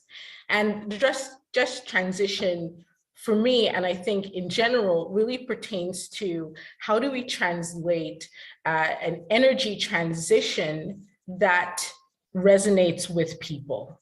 So how do we ensure that livelihoods are secured and guaranteed? And how do we bring them into the fore of this energy transition discourse? So, you know, a lot of people, and I'm right now in South Africa, a major coal jurisdiction. I work quite a lot across various sectors, and usually it's not coal, but coal for me, it's quite interesting because coal exists quite a lot in jurisdictions that are heavily dependent on energy, but the majority of the population do not have access to energy.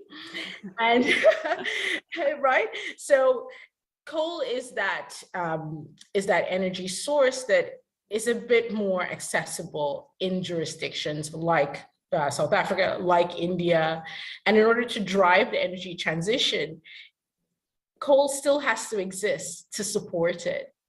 And the workforce around that, the communities around that need to be a part of that conversation. So the just transition, it's really about how do we have these, what seems desperate or not desperate, disparate conversations, bringing that together so that everyone is a part of the discourse.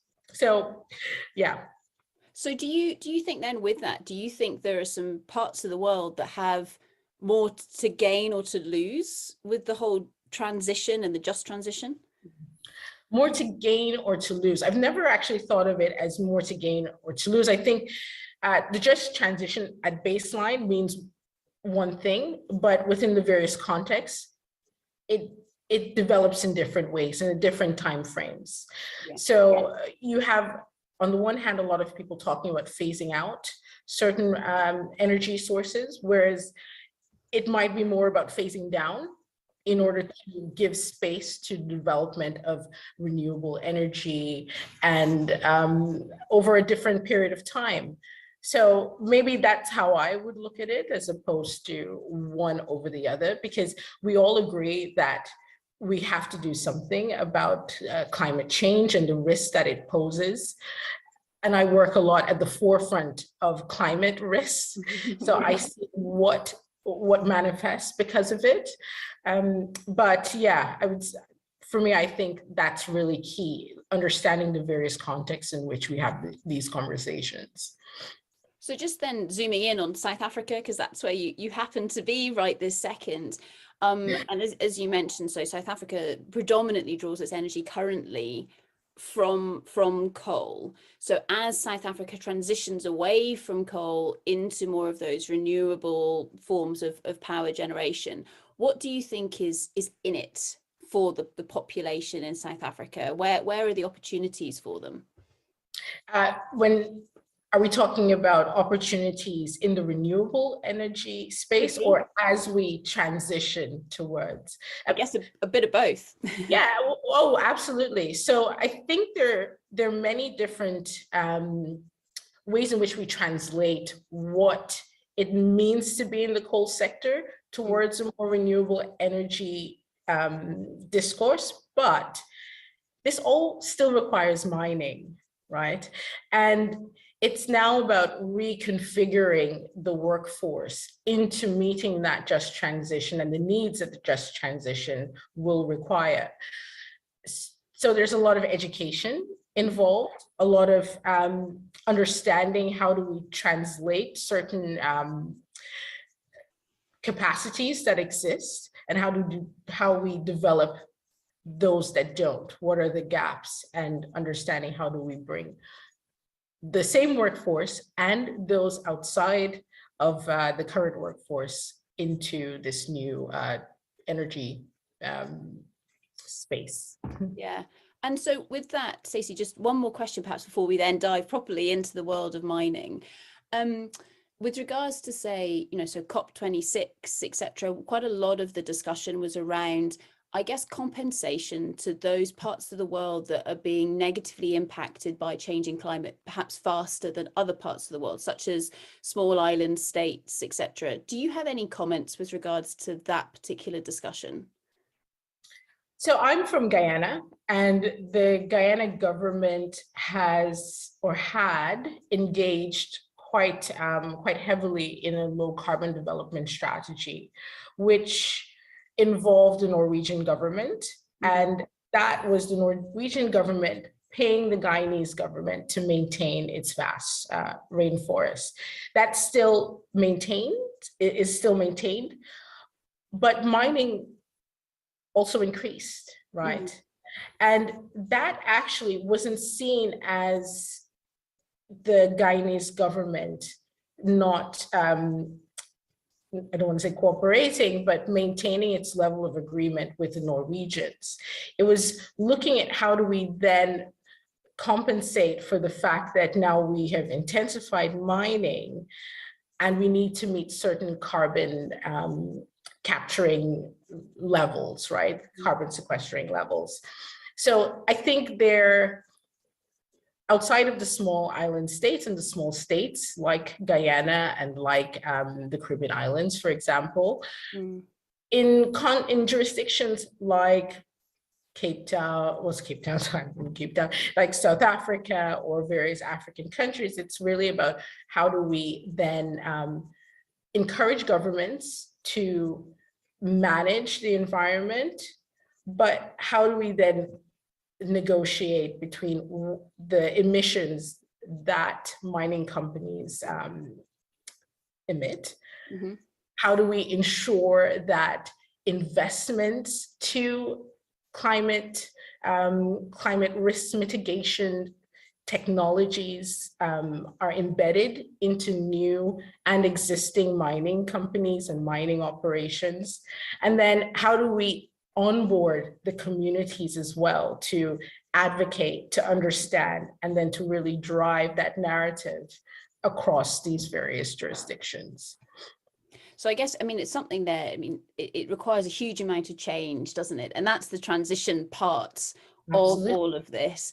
I guess part of the big challenge for us right now is how quickly can we enact that change? And the fact that we need to do this, the IPCC report said, okay, we need to reduce our global emissions by 40% by 2030. So we've got, 7.5 years to reduce global emissions by 40%. This is big change. Do you think that, being a social anthropologist, do you think that communities around the world are going to be able to do this? And I say this being part of a community myself, of course. Yeah, exactly. Yeah, because there are various types of communities, and we're all at different levels, or I don't want to say levels, but at different parts of this conversation. I work mostly with Indigenous communities who are probably one of the major conservationists in the world, right? And then I also work with artisanal miners who use mercury. So there's it becomes quite discombobulating trying to navigate the various communities. And within this 7.5 years time frame, that might shift quite soon, right? But that shouldn't negate from the fact that we still need to onboard everyone. We still need to engage, and not engage from a Western language, but really understanding and engaging with institutions, organizations that are already on the ground, who are communicating, who are able to engage local communities, regardless of their focus. I work a lot with women in mining groups, like there's Guyana Women in Mining, and they work around climate change, mercury abatement, gender-based violence.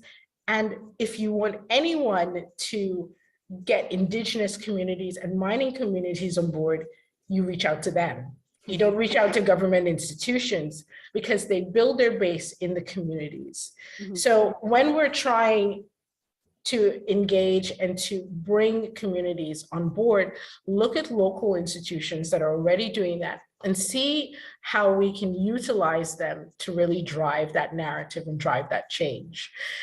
It's not about bringing the international consultants like myself to talk to people. It's about bringing us on board to help give local organizations the tools in which to do that themselves. So that's where we'll see a bit more like a faster drive towards everyone engaging and participating, but everyone moves at different paces. So it's really understanding the contextual environment in which everyone exists, and being a bit more realistic. Yeah. So with that then, Stacey, I guess what I'm hearing there, it's think about where you can almost have that indirect impact and actually support those groups who perhaps have a bit more credibility, a bit more understanding with regards to what's really needed in that particular jurisdiction, in that particular part of the world, rather than coming in with a sledgehammer and saying, you will do this. Absolutely. Yeah, and I think a lot of the mining sector understands that. We still have a lot of work to do, but I have found that quite a number of mining companies understand that if you want to operate, if you want to maintain that social license, and if you want the communities to support what you're doing, you have to speak that language. It's not the armchair anthropologist. I'm not an armchair anthropologist, but it's not, it's not the chairman sitting at headquarters driving that narrative. It's the local workforce. It's the local organizations. And I see the mining sector really working hard, but it really is trying to embed that into your operations and get it going that way. So I know that you've already mentioned mining many times during this conversation so far, but let's zoom straight in onto the mining say and say, okay, so we've got the just transition, which is moving already. Perhaps it needs to accelerate in some areas, but it is difficult to make this happen. What is mining's role within that just transition? Yeah. Oof.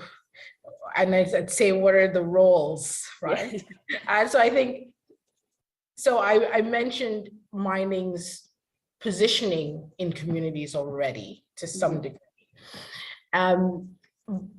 But for me, this is quite a heavy topic, because on the one hand, we need more mining in order to meet energy transition goals and targets.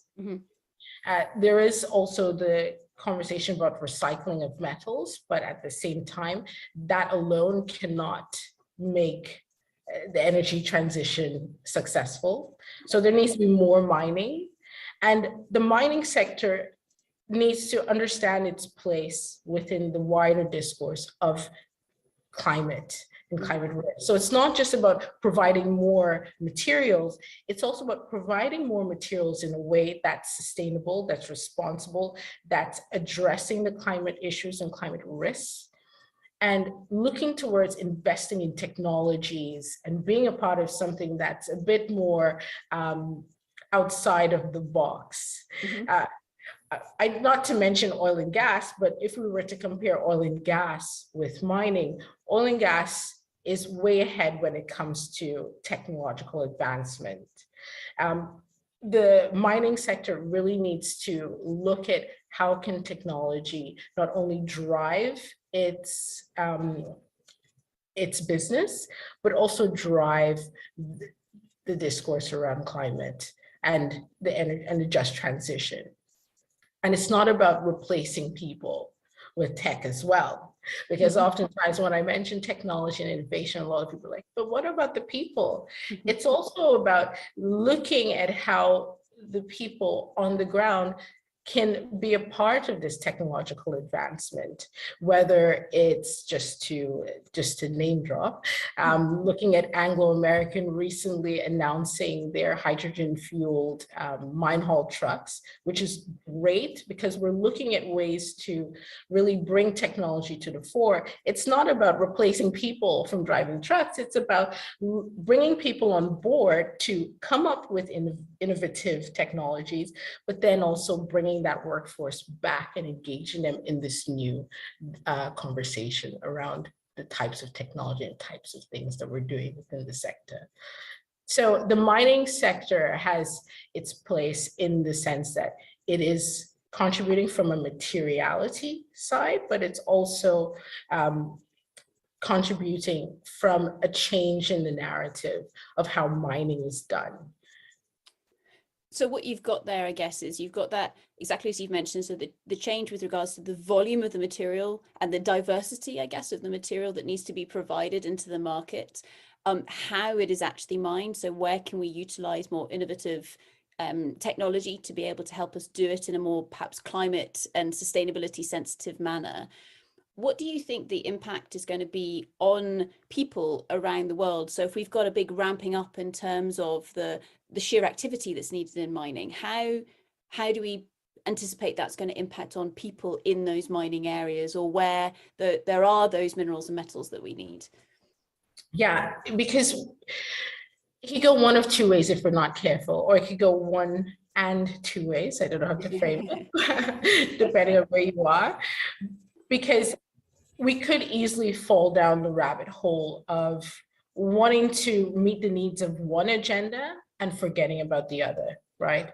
So it could be, look, this is climate resilient. This is where there's lots of carbon sequestering happening here. We're doing our best from the climate side, but then we could easily fall to the wayside from the social side.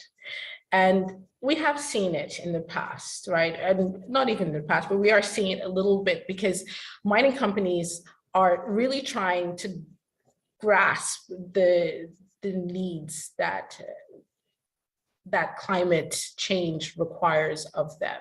Mm-hmm. So in the studying of climate change, there's also like a putting to the back burner, is that the saying, putting in the back burner, the social side and the communities, and we must not lose that. We have to continue to engage.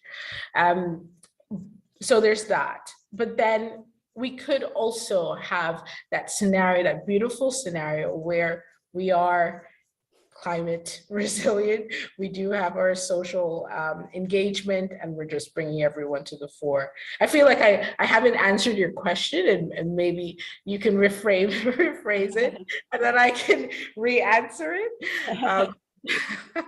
Yeah, sure. So I think it's a case of with the need to increase our mining activity, so therefore the potential increased impact on communities. Are there any hints or tips perhaps with regards to how do we make this more right rather than more wrong with regards to that increase in activity?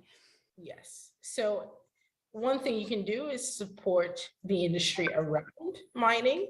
So how do we build communities that also respond to the mining sector with more agility, and with, I guess, here, what I always think of are the social entrepreneurs that can arise, that entrepreneurial community that can arise out of mining.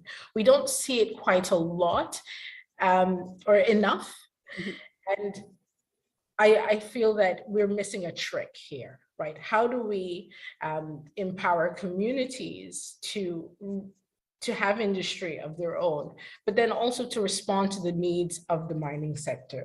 And we don't, I think that's also in part because mining companies still need to understand what their needs are and how best to work with governments, because sometimes it's very difficult, and how to bring communities into this multi-stakeholder discussion to come up with something that can work. And I always think that entrepreneurship, communities being able to feed into the mining sector, but then also feed into other sectors beyond the mining activities, because obviously there's a life of mines. We don't want people to be hooked on one thing. We want them to be able to also diversify. But how can we ensure that communities are not just a part of mining, but a part of a wider discourse within their nation state? And I think that's probably one of the major things I always tell clients, like, okay, great, you're doing all of this community work, lovely.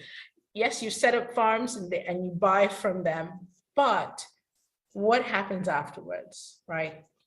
And what are the future proofing plans for your company that you can anticipate communities can participate in as well? So it's also that anticipation as to what will be needed from the business and what we can ask of those communities. That's one of the things in terms of the ramping up. But I also fear that with the ramping up, and especially with climate change and mining companies really trying to understand what that entails, we will start leaving communities out of that conversation as a way to just try and wrap our heads around this very complex concept. Is that because engaging communities takes time, and so therefore we feel we don't have time to do that proper engagement, given that we want to get the graphite or whatever it might be out of the ground as fast as possible to meet the demand? Yeah, I think there's a bit of that, but I also think that it's not purposefully done, but I do think that we do have a tendency, whether you're in mining, whether you're in agriculture, when you want to really grasp a very challenging and complex idea, concept, like climate change, that you want to get it right? So you're looking at technologies coming out of Scandinavia, or you're looking at the Chinese or whoever, the Japanese for the technology. So you're looking at all of these more robust and other organizations, countries, jurisdictions in your quest to really understand and come up with technological advancement. But at the same time, you're not bringing the communities along in that journey because you don't think that it's the right time. We'll bring them along at another time, at a later date. And that's not what we do. That's not what you should do. It should always be from inception to completion. And that's, for me, the most sustainable way for driving any business where you work with and around communities. But then also, it's just good business. The risk exposure that you have from not bringing people on from the inception, it's just greater. So yeah, it makes sense, everyone. Let's bring everyone along from the beginning. Awesome. Thank you so much, Stacey. So just in closing, any final words of wisdom for us or any messages you'd like us to push out there? So many messages, but I think along all of this, we have to ensure that we bring everyone along on the journey. So it's not just the chiefs of the communities, it's the young people who are looking for work, who feel disempowered because they aren't being involved in a lot of the conversations. It's the women who are often kept away by communities, depending on the communities, from that conversation as well. So it's up to mining companies or oil and gas, coal power, energy companies to say to communities, we need to have these people, we need to have women, we need to have men, we need to have young people, and these are the people that need to participate. Once you do that, then communities are obliged, and that way you have that diversity of thought and diversity in problem solving, in coming up with ways to really ensure that a just transition is a just transition. So it's not, when we say communities, the chiefs, because we say the community, the chief is the representative, but the chief is also a representative of himself or herself and her ideals. That does not translate to everyone. So I'd say that. And I don't want to make any shameless plugs, but speaking about women, I always encourage mining companies to support their women in mining organizations. There are so many around the world, and that also will help mining companies to translate the gendered aspect of what it is that they're doing. So that's it for me. Awesome. Well, thank you so, so much, Stacey. And there we go, chopped off at the hips at the end, I think, with regards to that. But a massive thank you to the wonderful Stacy Hope with regards to her video. And we hope that she's doing very well in South Africa. I know that she's going to be joining us later on this week. So if anybody does have any questions, etc., please do feel free to send them through to us, and we'll make sure we get them to her. So what have we heard this afternoon? So let's just do a little bit of a recap. So we started off with Ludovine giving us an overview as to the purpose of responsible raw materials. And then Emily posed the question, what on earth do we mean by a just transition? Acknowledging the fact that actually many people have many different thoughts on this. Some people are like, just get on with it. I think with the words of your dad, was that correct, Emily? Some people think that a just transition has something to do with a triathlon, which might be an interesting social comment. But then diving into this in a bit more detail, what we've heard through the last few talks are perhaps some of those opinions, perspectives, etc., with regards to the mining sector. So Olga gave us some insight into her social simulation with regards to deep sea mining, which has sparked a fabulous discussion about tailings, by the way, between Craig and Graham. So I shall continue to copy and paste your messages between you. So fantastic with regards to that. And also then we were followed up with the fantastic, so Keith really talking about, okay, so what about social opinion, and what do you see, for example, with regards to the share price of different organizations if and when there is a catastrophic disaster, such as we saw with the Juukan Gorge caves back in 2020, back in May.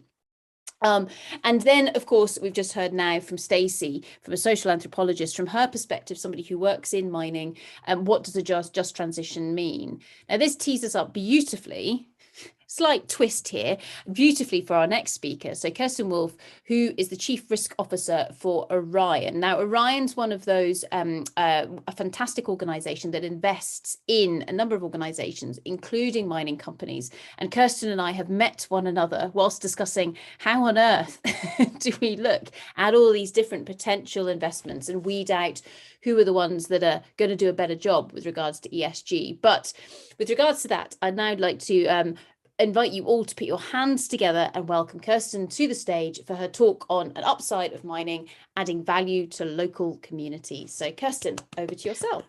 Thanks, Sarah. Thank you. There's lots of food for thought so far, and piqued my interest. I've been furiously writing notes.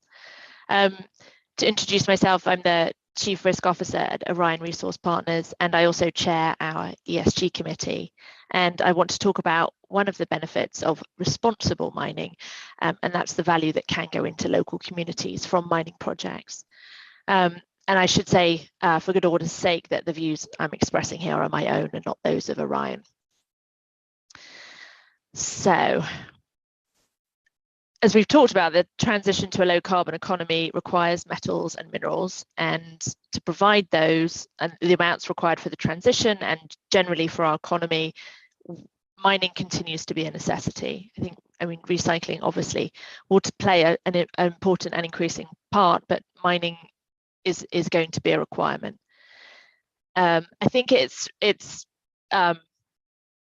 fair enough to say that the mining industry could continually improve as stewards of the environment, and if they don't engage meaningfully and respectfully with their stakeholders, the social impact of mining can be problematic as well. So I would posit that responsible mining is an essential part of a just transition. And just to be clear, there are many examples of not responsible mining or mining not done responsibly. But when it is done responsibly, there can be a significant upside to local communities from mining projects. Those community benefits include the value that goes into the local economy from salaries or from payments to local suppliers and the local economy, and tax revenues also sometimes feed back into the local community directly. And also we find mining companies often provide support for community projects, which can bring additional benefits. I'm going to look at a couple of specific case studies, but there is some work elsewhere sort of supporting this perspective. The University of Chicago did a study in 2016 around the extractives industry, demonstrating increased income and employment areas for communities that were local to operations.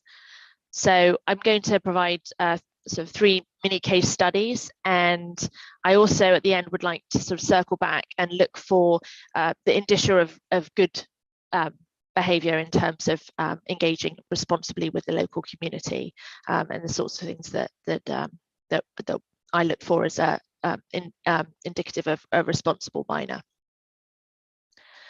So this first case study is a really interesting one. It's a project in Brazil, and it's a project to improve income and empower women within the community local to the mining project. So the company engaged with their local community and identified women from local farming families who wanted to build a facility to mill cassava flour. So they're already involved in planting and harvesting cassava, and this project would then bring them further up the value chain with a mill facility as well, providing a final product, which is cassava flour. And this project offers an opportunity for the empowerment of women in this rural community, and that goes beyond just increasing income. It increases, strengthens community ties, and also provides experience that helps these women develop roles of autonomy and leadership. And there's a prospect of kind of increasing this and growing this to impact more women as the project goes on. What did the company do here? Well, they listened to their stakeholders and they went with a community-led project. So rather than imposing a corporate view of what the community needed, they listened and supported the women with the project they were leading. The company provided construction materials and also helped the initiative access different partners to provide other resources for the project. The company also provided some land for testing of cassava varieties. I think they tested 52 different varieties. I had no idea there were so many, but to look for better yield. So it's kind of a really interesting project there. So moving on to the second slide, this is one of improved housing, and this is at a mining site in Western Africa. The mining company had it's an open pit mine, and the main pit came quite close to the village in its original location. The company engaged constructively with the stakeholders in the village, and that's an important point. That doesn't just mean engaging with the community leaders, but engaging all the way through the community structure if it's done really well. and they came to an agreement that they would build a new village site at a different location. And they wanted to make sure that obviously this was an improvement on what the community had already, and the housing included solar panels for sort of energy independence, a really good water distribution system, public lighting, and community spaces, including a market. And one point to raise here is that the community relations team, as they engaged with the community, they understood that in the current village, the water distribution system was subject to breakdown, wasn't always functioning well. And so what the company did was that they provided tools and they trained local artisans so that the community itself could manage its own water supply going forward and ensure that they had a more consistent supply there. And then a final slide. I think we all appreciate the power of the internet. I mean, we wouldn't be here today if we didn't have the internet. And internet access is not equitable across the globe. So this particular mining company in South Africa provided free Wi-Fi hotspots in various communities surrounding their mine. And they did this via an app, which also provided some information on the mining company itself. They also engaged with local micro businesses to provide training for community members to access that internet connection via those Wi-Fi hotspots. And the upside there is the risk of stating the obvious, access to educational resources, to job searches, and a whole fantastic range of information that the internet provides for us, including conferences like this. So those were the case studies. Just want to now just run through a couple of things that we look for when we're looking at mining companies to ensure that we think that they're really engaging meaningfully and respectfully with their local communities. So a grievance mechanism is absolutely essential. The company has to be actioning on those grievances and closing them, and that grievance mechanism needs to be really accessible to the community and meeting the community where it is right now. They should have already comprehensively mapped their stakeholders and understood how to meaningfully engage with them, and they need a really clear plan for that engagement and community outreach. And as I talked about briefly before, community projects really need to be driven by community needs and not dictated by the company's view of what the community might need or what's nice to have. In terms of the structure in the company, I'd look for an ESG team that reports directly to senior management, that has relevant experience, that they've done risk mapping, they have an environmental and social management system, and they have a plan to continuously improve. And I'd also look for really strong and transparent disclosures as well. I think that's really very important. So that's what I wanted to talk about here in the presentation. So now a space for some questions. Awesome. Thank you so much for that, Kirsten. Massive round of applause for Kirsten, everyone. Brilliant. And thank you for those case studies, because I think it's through those case studies that it really makes it tangible and real for us. So first question from myself, if I may, of that list of blue boxes effectively that you had, so ESG team that are actually knowledgeable about what they're looking at, reporting directly to management, the risk mapping, etc. How often do you see that being a reality? So generally we see that companies are getting there. And one of the privileges I have of being the position I'm in is that we have an opportunity to help encourage companies to really lean into their ESG. Right? So there's normally space for improvement, but we all can improve in the jobs we do, right? So we all have to be ready to improve and to take on constructive criticism. But in the role that we have, because we're engaging directly with those companies, we are in the fortunate position of really actually sort of trying to drive change meaningfully, whilst obviously understanding the sort of reality of operating your mining company, right? So it has, you know, you have to work with the mining company, but and meet them where they are. But they often, we see really good intention and good steps, and some are really excellent and we have really little to say, and others we have some comments, and we try and work with them to encourage what they're doing and help them improve. So do you have, Kirsten, and I know that you're not speaking on behalf of the organisation that you work for, just to make that explicit for everybody. Is it common, therefore, for organisations such as yours who are investing in, say, mining assets, to have clearly articulated thresholds where you kind of say, okay, there's a certain amount of ESG risk or potential threat or opportunity that you will accept versus actually what would not be acceptable to the organisation? Yeah, so I would expect that. I can't talk about my sort of other organisations, right? Because I don't see what they do on the inside.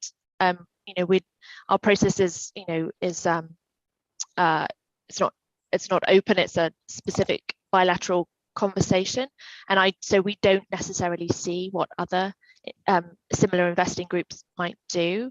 I would certainly hope so, and I think that I'm sure that there are many you know, of my colleagues in the industry who are really actively engaging on that. And I think, I mean, as a risk professional, right? So I came to ESG from a perspective of risk. You know, if you don't manage it well, then you're exposing yourself to a lot of risk. I mean, Keith, I think you really showed that in the work that you're doing, which is really fascinating. But what I wanted to do with this is to really sort of talk about the sort of potential benefit as well. But yeah, from a risk management perspective, it's absolutely crucial to really understand the entire investment, including ESG, and it's only going to become more and more important, which is a really good thing. Yeah. So with that then, Kirsten, and Keith, I'll bring you in shortly if you want to find that unmute button, because I'm sure you've got a comment on that. So Kirsten, I mean, the thing often, I think, if people who work within, like, you know, say, for example, they work for a mining company, they assume that, you know, it's the investors that have got all of the say. But investors, you've got, you know, an investor has their own members. And so are you seeing pressure coming from your members or your investors with regards to ESG kind of cascading through that value chain? Yeah, so they expect us to be competent in this area, right? So they don't want to tell us how to do it. Generally, I think, you know, but what they want to see is that we have a really solid system and process and protocol in place. And so, yes, they don't want there to be a risk coming out of this. They want to be comfortable that they're investing in something that is responsible. And so, you know, we are, you know, ultimately answerable to them. And I think in general, they would all want us to make sure that what we are doing is engaging with groups that are carrying out mining on a responsible basis. Brilliant. Yeah, and I think that this conversation has increased in the bandwidth of the full conversation that we're having with our investors, and has increased over the last couple of years, and it's becoming much more to the forefront of those conversations, which is really exciting. No, it is. And I think, Keith, maybe if you want to come in on this, that almost like touches in on one of those questions that we had in your presentation, which is, you know, nobody knows who Rio Tinto are because they're not sort of on the front of your computer or whatever it is, but actually you've got this lineup of different people who are all influencing or actually have stewardship accountabilities, I guess, kind of impacting on one another. Sorry, Keith, I know that you had a comment you wanted to make. No, thanks, Sarah. I mean, first, Kirsten, that was a really good presentation. Thanks for that. The question I had earlier from Vicky, which was, you know, can I give examples of where people are doing good practice? Had I known, what I should have said is, Kirsten will tell you later. So thank you for your case studies. The question I wanted to ask goes down to the level of thought that goes into the ESG engagement, the providing of Wi-Fi and these other things, because they're non-core business for the miners. Okay. So if you think about marketing, you know, companies spend a lot of time looking and managing their marketing and their brand. Do you find they put in a lot of thought into what they can do within local communities, what might have big value for those communities? Or is it more ad hoc? You know, someone's come up with an idea, a manager talked to somebody in the community. You know, how does it kind of sit? So it should be thoughtful and done on a a programmatic basis, right? This community engagement. They should be reaching out to a representative group of stakeholders. They shouldn't just be stopping by the local community leaders' house. They spitball some ideas and that's the community project. It needs to be done respectfully, and they need to listen, right? So there definitely are examples of things being imposed on local communities, and I certainly would say that hasn't ever happened, right? You will have a new school because we think that's going to look lovely, right? And the community's like, well, we don't really need that. We need water, that's not going to break down. So it's really important to listen to all the stakeholders, engage really meaningfully and respectfully with them. And the Brazil case study with the women's initiative for the cassava flour, the company there went with something that was really driven by the community and a request from women in that community, which I think is really the way it needs to be done. So it can be done top down, but that's not the best way to do it. The best way is to really engage with the community. Is everyone doing it the best way? I'm sure everyone can improve, right? But I think the industry understands that the social risk that they have is huge, and the industry actually, I think, mining industry has worked long and hard to engage meaningfully with communities, and continues to improve in that area. So it's definitely a thoughtful, interactive process. I would hope so.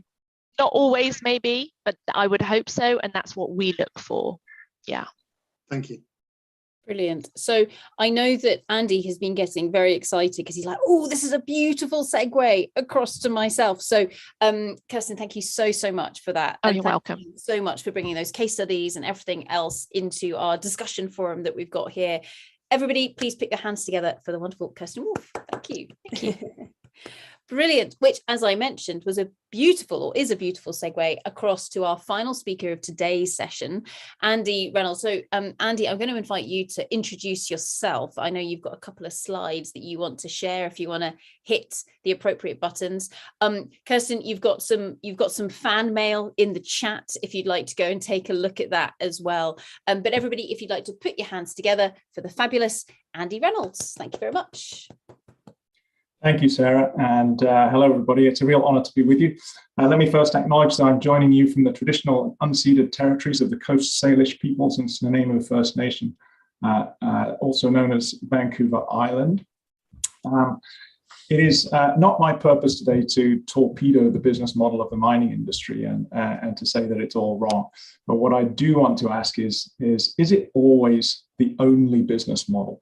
And if it isn't the only business model, is it always the best business model? Clearly, there are examples of good practice, and we've just heard some of those from Kirsten.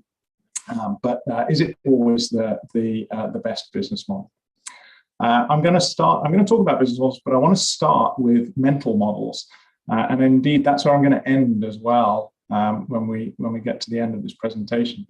But just from a mental models perspective, I've put together this caricature of what I'm hearing at conferences and in press releases and in reports and research and so on. And I think you'll recognize, if you follow this field, you'll recognize what's being said here. What's really interesting is that they're not really talking about the same thing. The two sides in this argument are looking at the world through their own mental models, through a particular mental model. And mental models, if you're familiar with the work of people like Peter Singer, Otto Scharmer, you'll know mental models really exist to help us deal with the impossible complexity of the world. So they provide a basis for simplification. And I would argue that actually both parties in this debate are expressing a sense of injustice. Sometimes when I hear mining CEOs speaking at conferences, It's like they're pleading to be considered legitimate. And it's almost as if they're saying a just transition is one that is fair to mining companies. The view on the right, of course, is that mining is, from an injustice perspective, mining is part of a much bigger problem. And we have a real superset of problems to solve. But what I'm really interested in here is business models. Because like mental models, business models are models that help us simplify complexity. And it's really important here to distinguish business models from strategy. So strategy is where a company chooses to play and how it aims to win. And so an example of a strategy would be to be an ESG leader in order to have the best access to capital. But a business model is really reducing to practice the mechanics of value creation and value capture. And this is a good thing because it simplifies the world around us, makes success possible. But it can also be a bad thing because it tends to concentrate benefits and externalize costs and risks. And when we see this misalignment across, say, geographic lines or race lines or gender lines, really starts to look like colonialism, starts to look like the business model is fundamentally colonial. And so we might rewrite the speech bubbles in here and say, look, the problem here is that the business model is fundamentally unjust and nobody is thinking about an alternative to that. So let's, if we think there might be a better business model, let's first take a systems thinker's view of the current business model of mining. And in that, I'm really saying large scale mining. And the important thing to recognize here is that the mining business model doesn't exist in isolation. It is interlocked with the business models of investors and engineering companies and regulators and suppliers. And it's kind of stuck in this loop here. We start with mining being a capital intensive business. And so right from the start of development, a miner's job is to attract investment. And this really shapes the design process for mines. And indeed, that design process has become codified by regulation that protects investors. It's then outsourced to project-based companies, in other words, engineering contractors. That results in the task being commoditized. We end up with this sort of statically framed plan, and everybody's valuing execution to plan. This results in inflexible mines, economy of scale, large-scale projects, which closes the loop and says, well, mining therefore is always going to be a capital-intensive business with a small number of very large projects. And of course, the problem with that is it has all these unintended consequences, and nobody in this system really wants to be mediocre in this, but the interactions between them, particularly the commercial interactions between them, tend to drive these kinds of outcomes. The framers of NI 43-101 didn't intend to impede innovation, but that is one of the consequences of codifying the design process, for example. So I won't go into great detail on this in the interest of time, but there are these consequences, unintended consequences, which are emergent properties of the system. And so the question is, how can we escape from this? Because it's a very stable system. If you're new to systems thinking, then Donella Meadows' book, Thinking in Systems, is the essential primer. It's an excellent book. It was published after she died. But one of the things that she came up with is this merit order for interventions in terms of effectiveness. And what's really interesting is that what happens in terms of innovation in the mining industry always never gets higher than 5, never gets higher than the 5th most useful thing to do. And so what I want to do today is just give ourselves permission for a little while, for a few minutes, to do things 1 to 4.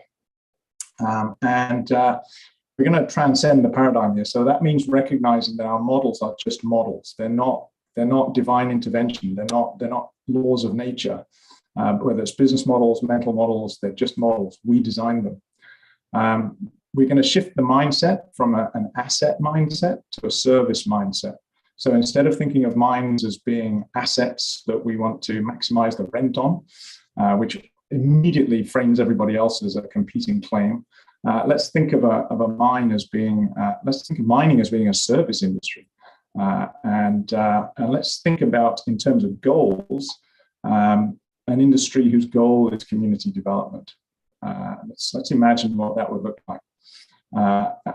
And so what we would do is we would take our incumbent mining business model and we would start overwriting it. And we would take our vicious circle and we would try and turn it into a virtuous circle that is also self-reinforcing. And to do that, we would start with a basic principle of impact intensities. So instead of capital intensity, we would say, what's the most impact we could get out of raw material supply? That would be the founding paradigm of this business model. And that would lead us to community primacy. The community would be the customer in a sense. And that would change the design process. We'd have to design mines in a different way if that was the goal. And so we would design for community development. It would be a much more inclusive design process that would take over under those circumstances, much more sort of real time and participatory. And we can actually do that now because technology has brought us co-design platforms that make that possible. We don't have to go and be cloistered away in an engineering company for a year to come up with a design and then come back and try and defend it. We can do this interactively using digital tools that have been developed over the last, say, 10 years or so. So the design task is now much richer. Because of these tools, we can create many, many more options, and we can get a lot more involvement in considering those options. It leads to much more dynamic plans, more flexibility. Post Yukon Gorge, everything has changed in terms of what a responsible company is. The responsible company is the company that can change its plan when it's confronted with new information. We have the potential to do that, but not if the design is something we procure transactionally. We need much more flexibility. And so that brings us to flexible mass customization. And with these tools, we can design very similar small scale mines and really deploy those at scale in large numbers. And that's what closes the loop on impact intensity. So this is the basis of a potential business model change.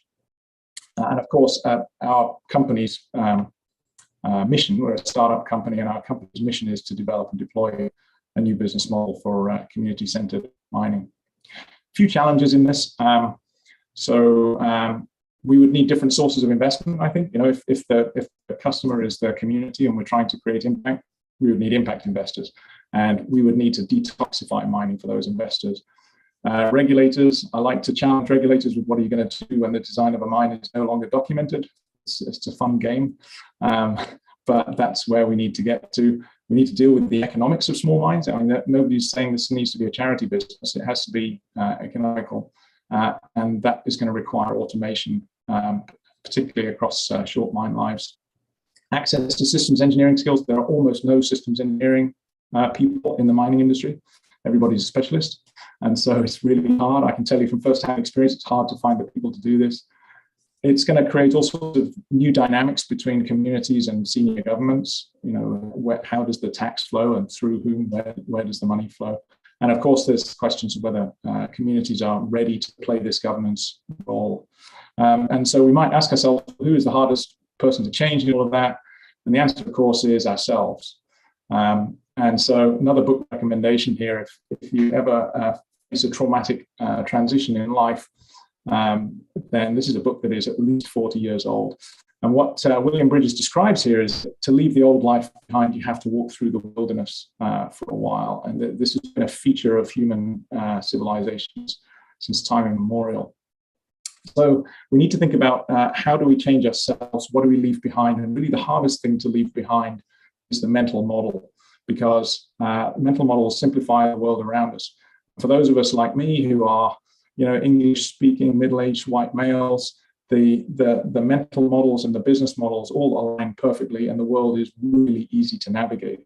And so it's very hard for us in privileged positions to think about what do we leave behind, what do we renounce in order to really understand what's possible. And I'll just leave you with a really evocative image, because there have been 24 people who have seen the Earth as a sphere. And most of them have been through an epiphany that has changed their entire perspective on what the planet is, how fragile it is, and how we are one human race that must work together. Particularly like the down-to-earth words of Edgar Mitchell here from the Apollo 14 mission. But this is the question: if we want to escape from incumbent business models, if we want to develop new ones, we have to change ourselves, and it's really the hardest thing that we have to commit to. So I'll stop there and see if anybody has any questions. Andy, thank you so much for that. Big round of applause for the fantastic Andy. We knew that we were going to have all of these thoughts pinging around our heads during your presentation. I've certainly made endless notes on this side of it. Absolutely brilliant. And actually, Emily has put a question into one of the chats that we've got. Emily, do you want to turn on your microphone and pose your question or your thought, I guess, to Andy? Yeah, happy to. I suppose from my perspective, I'm just thinking about how we get people to take the first step. So like make the first switch in mindset from capital to impact intensity. So it all seems a bit chicken and egg between investors and miners. And rather than focusing on detoxifying mining for impact investors, should we not focus on detoxifying impact for everyone else? Yeah. So I don't know if it's a question or a thought, but. No, that's an excellent inversion of the question. And actually, it turns out that's what we're doing right now. So we're doing some work on the design process, particularly concept design. And what we talk about is rectangularizing the trade space. So at the moment, what we do with mine design is we create one design. And then to the extent that we want to provide additional benefits to communities, we look at those as costs. We look at it as being a bit of a zero-sum game. We look at it as being concession. What if we had 100 different designs for a site that all had the same NPV, the same net present value? Maybe the investors would say, well, I don't know, go and talk to the other stakeholders. Wouldn't that be a transformational thing if we could offer more choice? And so I'm a professional engineer myself, and I think that the social obligation of engineers is to put a lot of options on the table to allow people to participate in choosing. And I feel like that's the thing we're really not doing well in mining at the moment because of this commercial structure and this outsource of the design task to project-based organizations. So we can do that more organically, but I think the escape route is by changing the design process. And I agree that there will be investors today who would call themselves mining investors who wouldn't necessarily reject this out of hand if we could show the right amount of choice. Maybe with regards to that comment, Andy, Kirsten, do you have any thoughts on that? It's certainly really interesting to think about that. I suppose the one thing that comes to mind when I'm thinking about sort of smaller mining operations is that often we see with the smaller operations, they have less ability to put the number of resources that they need into engaging thoughtfully with the community and ensuring that their operation is environmentally responsible. And so have you thought about that sort of that scale issue with regards to the kind of organizational overhead needed for ensuring sort of a really good sustainability approach? Yeah, it's a good question. We as Inspire Resources would see ourselves as the prime contracting development partner for that would bring an industrial alliance of service providers. But the key to this is mass customization. The key to this is making everything repeatable so that you can reduce the per mine fixed costs of the business. And this is, I think, what's currently rendering a lot of small ore bodies ignored or neglected. There's a lot of potential projects in the vicinity of communities that could be developed if mining companies didn't say, well, no, if it's less than 5 million tons, I'm not even going to bother looking at it. And then I think they're doing that because there is so much overhead imposed by by the design process and by a regulatory process that assumes that their interests are not aligned with the community. You know, the regulatory process sort of assumes that there's an adversarial relationship here that has to be kind of mediated through process.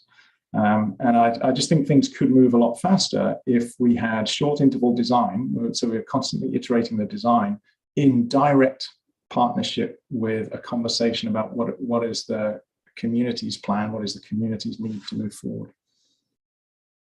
Great, thanks for that, Andy, and thanks, Kirsten, for coming into the conversation on that. Ludovine, I know that you wanted to hop in. Well, yes, I mean, thanks, Andy, for turning pretty much everything I say and do on its head. Always interesting. What I wanted to ask is there in your thought process a consideration also of the fact that mining probably needs to evolve to be able to actually dig out of the ground the critical minerals we've been talking about since the beginning of this session? A lot of what I'm hearing is that those minerals actually come from smaller deposits and are actually not getting the type of investment attention they need because they don't fit into the usual standards and formats of what we're looking for. I'm not talking about copper, which we know we need for electrification, but when you look at some of this, you know, more niche specific specialty minerals, is there, do you think, something that could perhaps, you know, come together around your proposal and this notion of digging for critical minerals in places and ways we haven't been able to do so far? Yeah, I think there is a lot of potential there, and I should pay tribute to the A4 Impact team here. I think Kate Moore is on the line for the conference, and there's some really good work came out of that project looking at, from a European perspective, you know, the small scale sort of intermittent operation project that's needed. I think that if we don't address unlocking small scale deposits, then we won't find the flexibility we need to bring supply to market. If we look at the critical minerals challenge, lead time metal to market is almost insensitive to price in most commodities, and it's much too long. If you overlay the 16 years it takes for copper to go from discovery to production onto the IEA's roadmap for net zero, you know, you get to a point where by the time that matures, 60% of car sales should be EVs, you know, on the path to net zero, and you only get 12 of them for a ton of copper. You know, so clearly we've got to move a lot faster, and we've got to ask ourselves, well, what would a mine look like if we treated it like a lean startup? You know, what if Steve Blank came to design a mining project? You know, we wouldn't spend 5 years drilling the heck out of it in order to turn it from resources to reserves. We'd start with a hypothesis and scale, you know, and build trust as we go. So there's a lot of new thinking that needs to come in on the criticality front. If time is now of the essence, do we have a business model that's designed for speed to market? No, we don't. And I mean, that's why we have these crazy commodity cycles. It's because we have to make enormous investments, take a long time to pay off, for mines that take a long time to come into production, and we always time it wrong. So I think there is a lot to be done there, and I think there's a case for some social experimentation to find new partnership models that can reconcile critical minerals, which is really a speed to market thing, with our desire to give a lot more people a say in whether supply comes to market. And this is particularly a problem for us not a problem, but it's actually an opportunity for us in Canada, because we're on the verge of committing to UNDRIP. And so, you know, we've got to reconcile being the world's trusted critical mineral supplier with, you know, trying to take some sort of role in UNDRIP adoption. Those things will crash into each other if we don't find new ways of handling community partnerships around mining development. So with this, Andy, and we will flow directly into the panel session. By the way, we're going to keep this discussion going, and I know that there's at least one person that we're going to pull into the panel from the attendees. If there's somebody else who really desperately wants to come into the panel, then ping us a note as well. Andy, with regards to this sort of step change or disruption to the current business model at the moment, do you feel so if we manage to do this, sorry, no, be more positive about it. When we manage to do this, there are some people, some organizations that stand to lose a significant amount of money. And it's my impression that they therefore don't want this model to change. Now, having been involved in things like really pulling in ESG into those mineralogical resource reserve statements, et cetera, that's something which we know is the right thing to do. But there are lots of people out there who really don't like what has happened because it devalues their assets that they've got, not necessarily stranding them, but certainly shrinking them. How do we deal with that? Because there are going to be people who will be losing money. Mm-hmm. Will they lose will it be a material number of people that loses a material amount of money?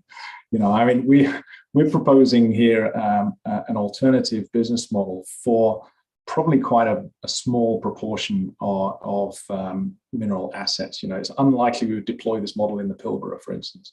But will it change the dynamics of the industry at large?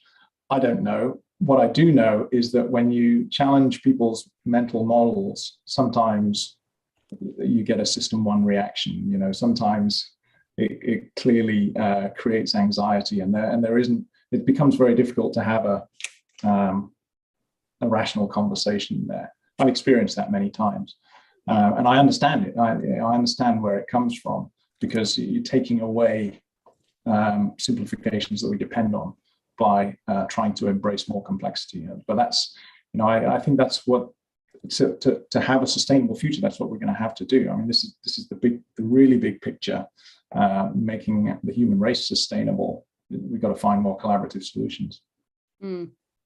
Sorry, that's a really horrible question that I asked you, but I guess it's one of those roadblocks that I think we come across quite a lot.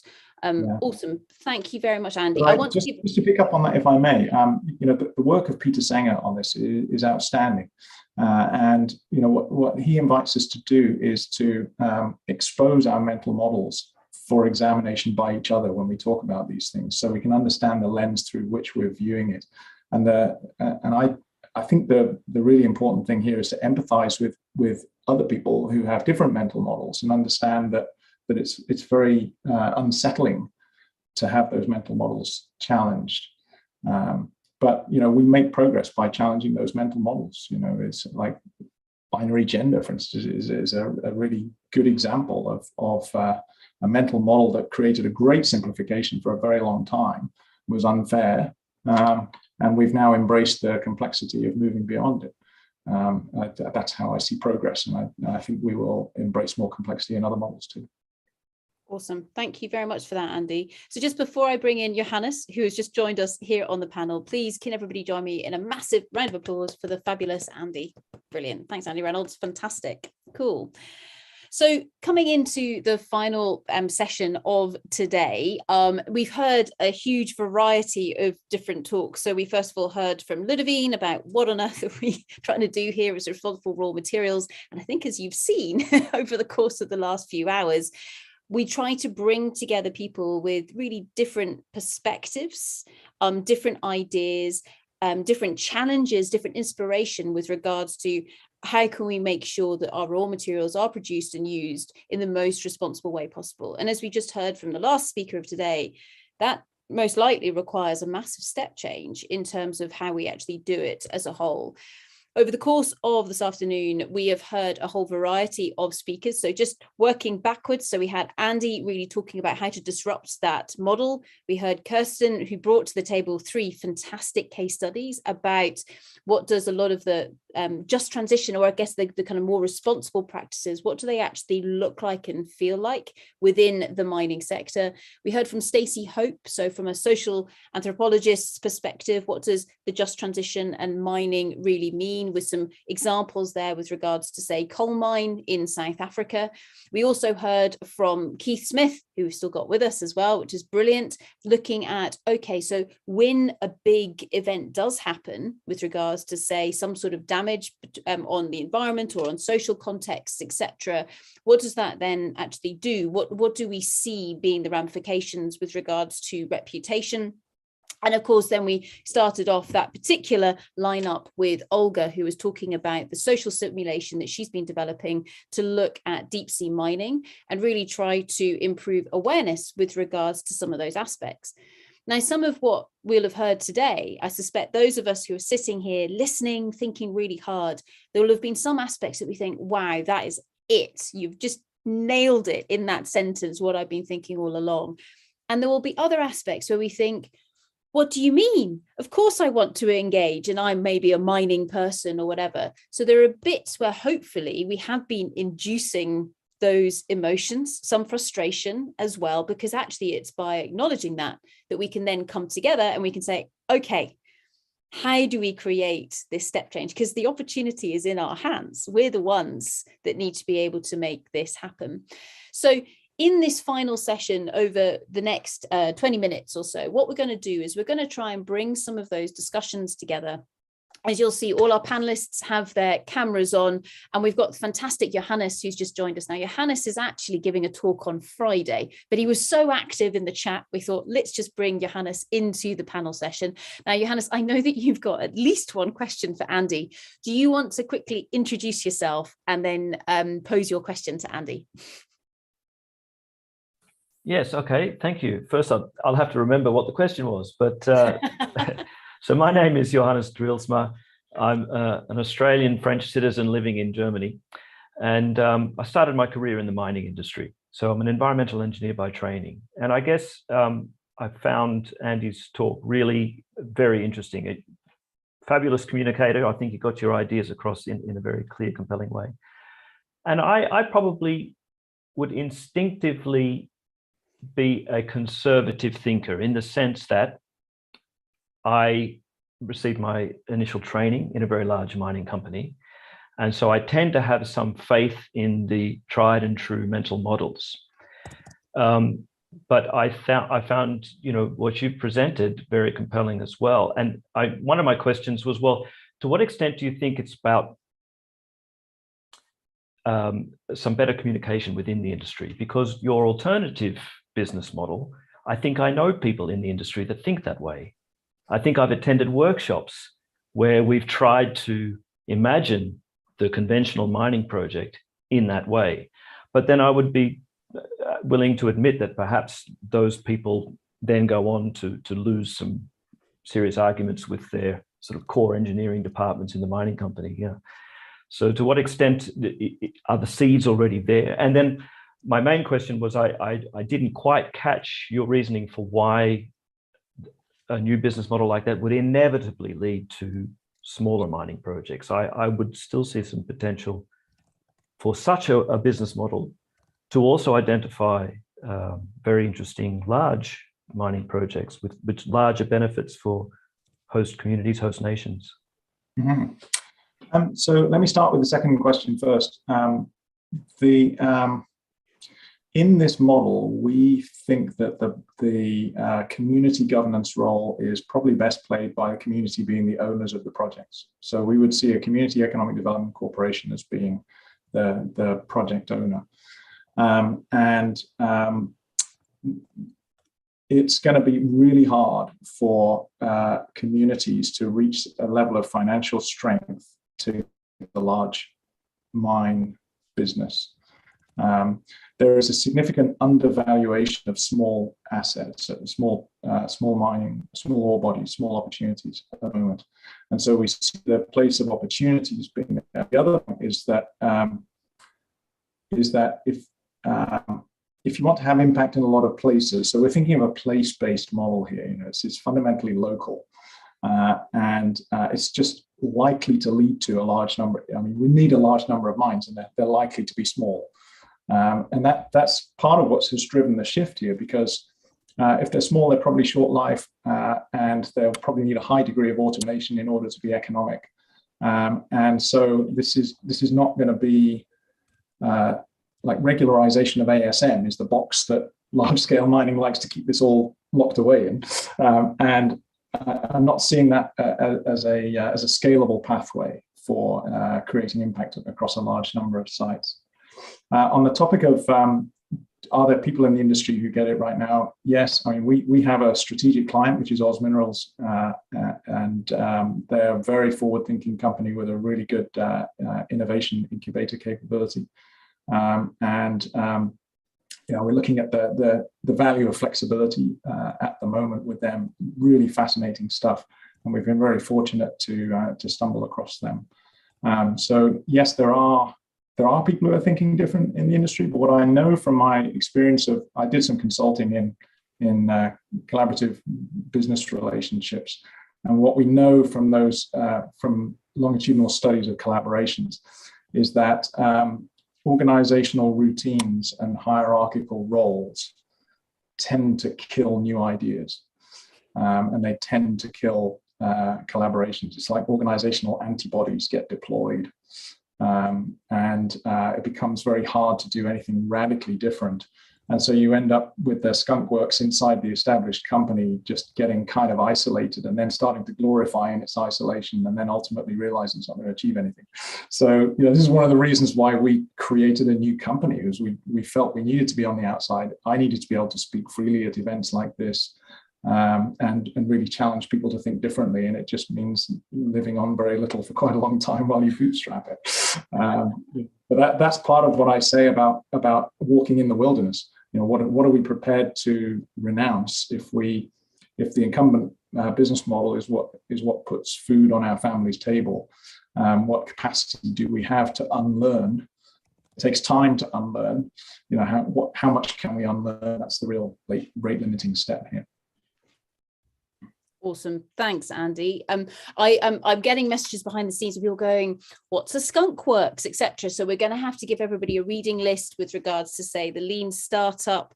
When you put together teams of people to say, right, let's say what might be a solution with regards to a problem, etc. So all of those tech startup books and everything that's going on, there is a fantastic world out there that really does inspire creativity and failing fast, for example. So saying, okay, that avenue over there, that's not working for whatever reason, but that's brilliant. Thanks, Andy, for that.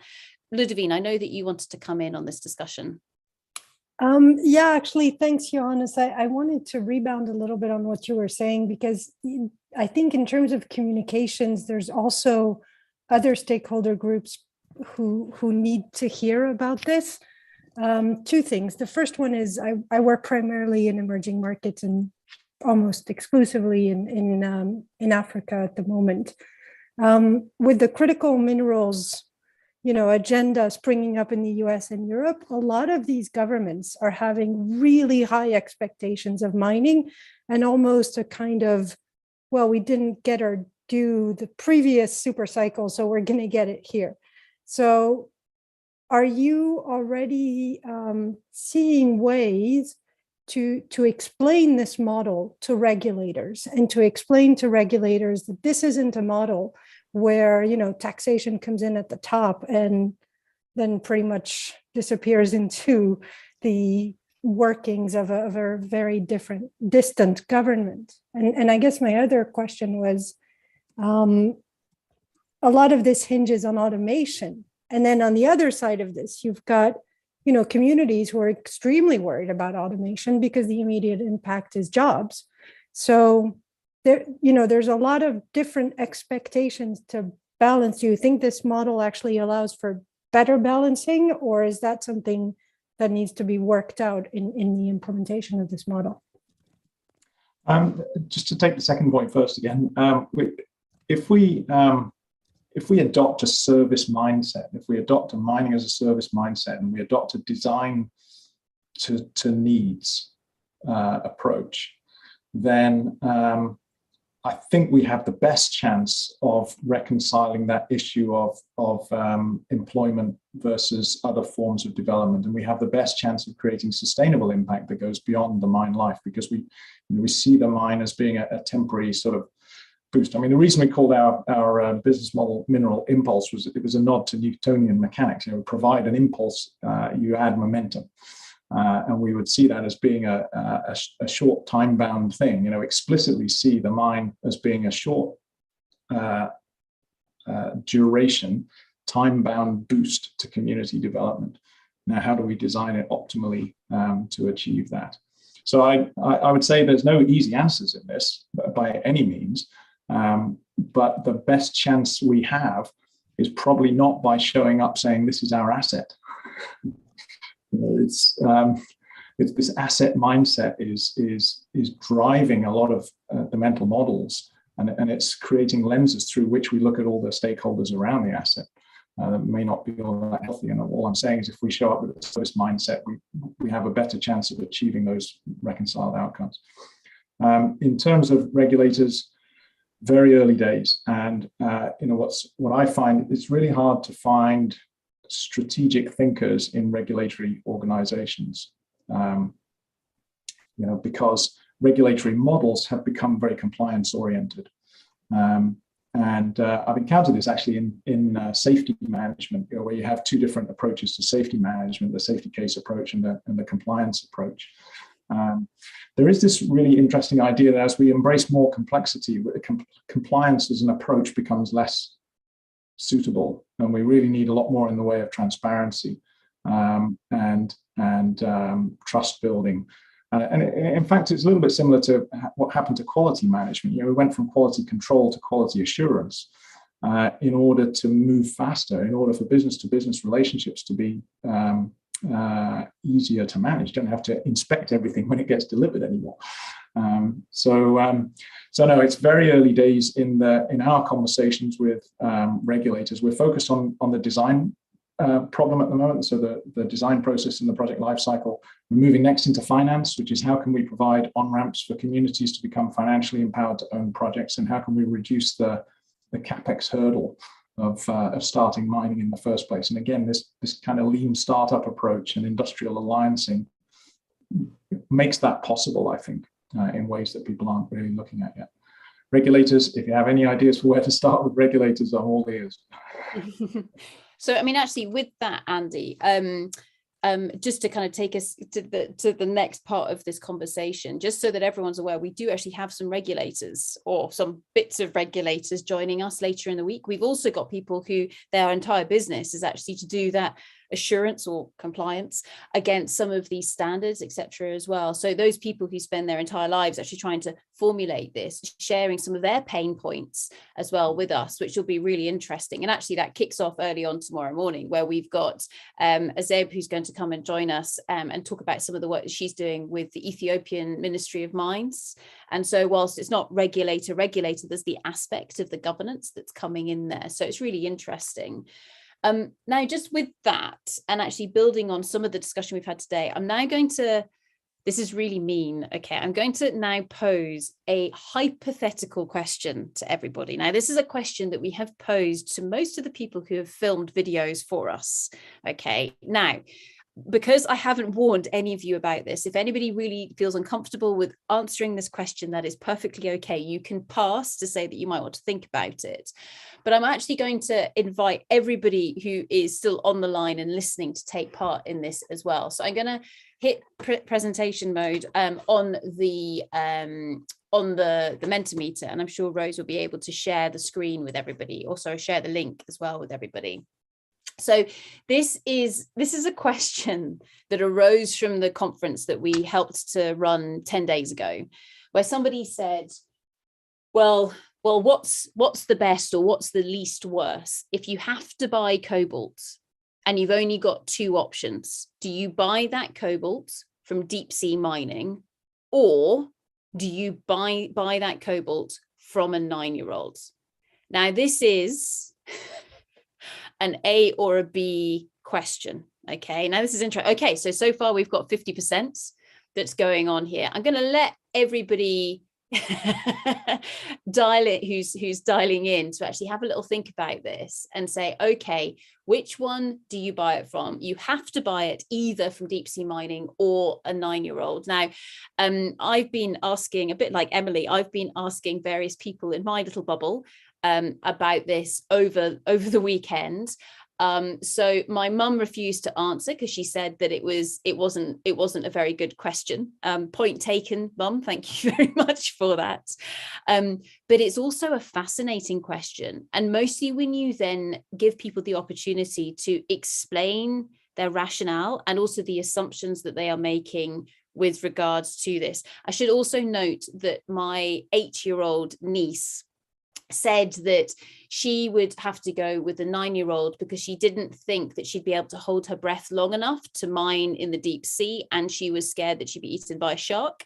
So I thought that that was beautiful justification with regards to this as well. So just while everybody is having a think about that, I'm going to stop sharing and come back to our panel. Okay, so again, my sincere apologies for dumping this on you. So actually, Andy, can I start with you? So if you have this question thrown at you, and feel free to say pass, I'm going to go Andy, and then I'm going to go to Kirsten. If you had to buy this cobalt from either deep sea mining or a 9-year-old, which direction would you go and why? And then Kirsten, I'll come to you, and feel free to pass. It's an extremely difficult question, but let me answer it on behalf of the incumbent system by saying whichever is cheaper. Okay. And that's not my view, by the way. That's what I'm trying to do is present an extreme sort of representation of the problem we face. So on behalf of the incumbent system, Andy's just voted for the 9-year-old. Most likely. Kirsten, how about yourself? And then we'll go to Keith. So I would take issue with that being the necessary outcome from the incumbent system, I think. And also agree with your mum, Sarah. I think it's a really awful question. Because it's, I mean, firstly, there's very little information to be able to make a sound judgment, right? So to play devil's advocate, I think you really have to engage with both routes, right? Really respectfully, and really understand, you know, what those routes mean, because I think that I'm not in a position to make those assumptions with the information you've given me. So that's a very long-winded pass. Sorry. That's quite all right. That's quite all right. You've done it in a very eloquent way. So thank you very much, Kirsten. Keith, how about yourself? And then Johannes, we can come to you now, or you can save it up for Friday when you come back to give your talk. So Keith, how about yourself? Well, as everybody's indicated, there's so many questions you need to ask before you get to that. I'd like to hope that we could get to a situation where you're buying from a community, a 9-year-old child. I mean, what comes from that immediately is, as a community, the 9-year-old, well, maybe not, shouldn't be making the business decisions. I'd like to have thought it as a community, the eldership or something, but sticking with the question as it is, I would like to hope that there was a route by which that 9-year-old child and their community could benefit from the purchase being through them. But so many questions before you answer that. I think it is. Talk about reputations. I think we're all about to destroy ours as we answer this. And this is it, because I think it is a horrible question. So Kirsten, my mum, if you're out there, you are entirely correct. It is a really horrible question, but it sparks some really interesting internal debate, if nothing else. And I think it's certainly been one of those questions that has been resonating in the people who were at the conference 10 days ago, when they've been going, okay, do you go deep sea mining or the 9-year-old? You know, which direction do you go? So awesome. So just while we've been speaking about that, this is what's happened online in the voting. Okay, so 33 of us are going to buy from the 9-year-old, and 34 of us, creeps up, are going to buy from the 9-year-old, and 8 are going to buy from deep sea mining, given just what we're thinking at the moment. So that's really interesting. Now, tomorrow, we're going to pose this question again. Some of the speakers in the afternoon have already been thinking about it, because they were actually part of the original debate. And it will be really interesting to see their rationale with regards to this. So apologies to our panelists. Thank you very much for playing that little game with us. Just while we're looking at our Mentimeter, so you'll have remembered earlier on today, we talked about, okay, what did we think a just transition was? And actually, so just to show you some of these, the suggestions that we had coming in. So you kept putting them in because we left it open well and truly after we finished the initial discussion. And there's some fantastic descriptions that have come in here. Some of which are fairly interesting, some of which perhaps we can take a lot more away from as well. But I think that just this kind of There's both diversity and alignment of thought with regards to this, which is always truly fascinating. And again, we're going to be asking the next cohort that we have coming in tomorrow morning UK time to play with us what they think a just transition actually means as well. So with regards to that, before I come back to the panelists, just to do a quick whip around the room with some of your final comments that perhaps you'd like to leave us with today. Maybe it's something you heard that you thought, oh, that was a really exciting idea, or maybe a question that you think we should be posing to the rest of the group throughout the rest of the conference, i.e. something that's better than deep sea mining or a 9-year-old for the source of our cobalt. If you have an improvement to that, please let us know. But just to let everybody know that tomorrow morning, so UK time from 8 a.m. through to 11:30, we've got another fantastic set of speakers who are coming in to join us. Now, I'm acutely aware that those of you who are, say, in British Columbia, that will not be the nicest time for you to join. So don't worry, everything is being recorded. But just in case you're tempted, we kick off tomorrow morning's session with Carlo Achilla from the University of the Philippines. So talking about mining within the Philippines context, which will be absolutely fantastic, because I don't think we've actually necessarily mentioned the Philippines yet today. We then hop across to Ethiopia, and we're going to hear from Azeb. So she's going to talk a little bit about some of the projects she's been doing with the Ethiopian Ministry of Mines. Then we're going to talk to Michael, who runs a gold mining company, or is part of a gold mining company called Akobo. So again, we're getting some people who spend their lives on a day-to-day basis actually doing this stuff. But they've got some awesome examples of where they truly are bringing responsibility to the fore. So I'm acutely aware that we haven't actually necessarily spoken to a true miner this afternoon. So tomorrow morning is perhaps where we get some more of that context really coming to the table. We've then got Dr. Paul Pritchard to come and talk to us about all things carbon. So maybe a little bit about some of the conversation today. We haven't actually really mentioned carbon or emissions or anything like that. But if there's an area where people are having to report lots of numbers, it's probably that. And then the calculations of scope 1, 2, 3. And what on earth does this mean for mining companies? And this is an area here which I promise not to go on and on about over the course of this week. But if a mining company is producing something that is vital for, say, wind turbines or photovoltaics, etc., where is the encouragement with regards to the scope 1, 2, 3 emissions calculations to actually encourage us to do it? So could there be some form of subsidy in the downstream scope 3 if you are producing something like cobalt or nickel or graphite or whatever the case might be? So anyway, we'll hear what Paul's got to say. He was part of one of the groups that wrote a lot of the guidance on the Task Force for Climate Related Financial Disclosure. So he is a wealth of knowledge on all of that. We then go back into the world of cobalt, and we've got Alexandra from the Fair Cobalt Alliance, who's going to come and give us an update with regards to what they're getting on with at the moment. And then we're going to go to Michael Barron and Tim Law, who are going to talk to us about beneficial ownership. So who actually reaps the rewards from some of these companies that may or may not be mining cobalt, for example. So does the 9-year-old get the cash, or does it go to someone else? I don't mean to be flippant with regards to that, but these are some of the questions that we do need to be asking. And then finally, we finish with another mining company. So George Don from Guiani, who again, another mining company that are really looking at doing things in a fairly new way. And so actually pulling in some of those different aspects of good practice as well. So that finishes off the morning session for Tuesday, the 10th of May. And then in the afternoon session, so again, for those of you in, say, British Columbia, etc., this might be the one that you're dialing in for. So we're going to start off the session with our Burst the Bubble. So we've got 3 amazingly brave individuals to come and talk to us about what they think mining means.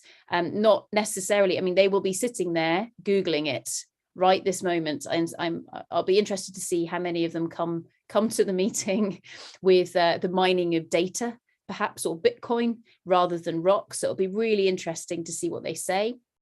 And we're going to follow that up with some of the panelists and some of the speakers of tomorrow afternoon who are going to join us to say, okay, so this is what they, what society just said. As people who work in this industrial space, what did we hear? So actually really trying to land some of those lessons that we heard from those individuals. We've then got Catherine McCallum from Sazani, who's actually going to be speaking to us from Tanzania. So she's just arrived there, or she'll be arriving there tomorrow morning. And she's going to be talking about some of the approaches that she's seen, especially in the social space, around good practices with regards to responsibility. We've then got Andy Whitmore from the London Mining Network, who again will be challenging a lot of those mining processes. We've then got Liz Friel from Simpact. So again, she does a huge amount of work, especially in the social space.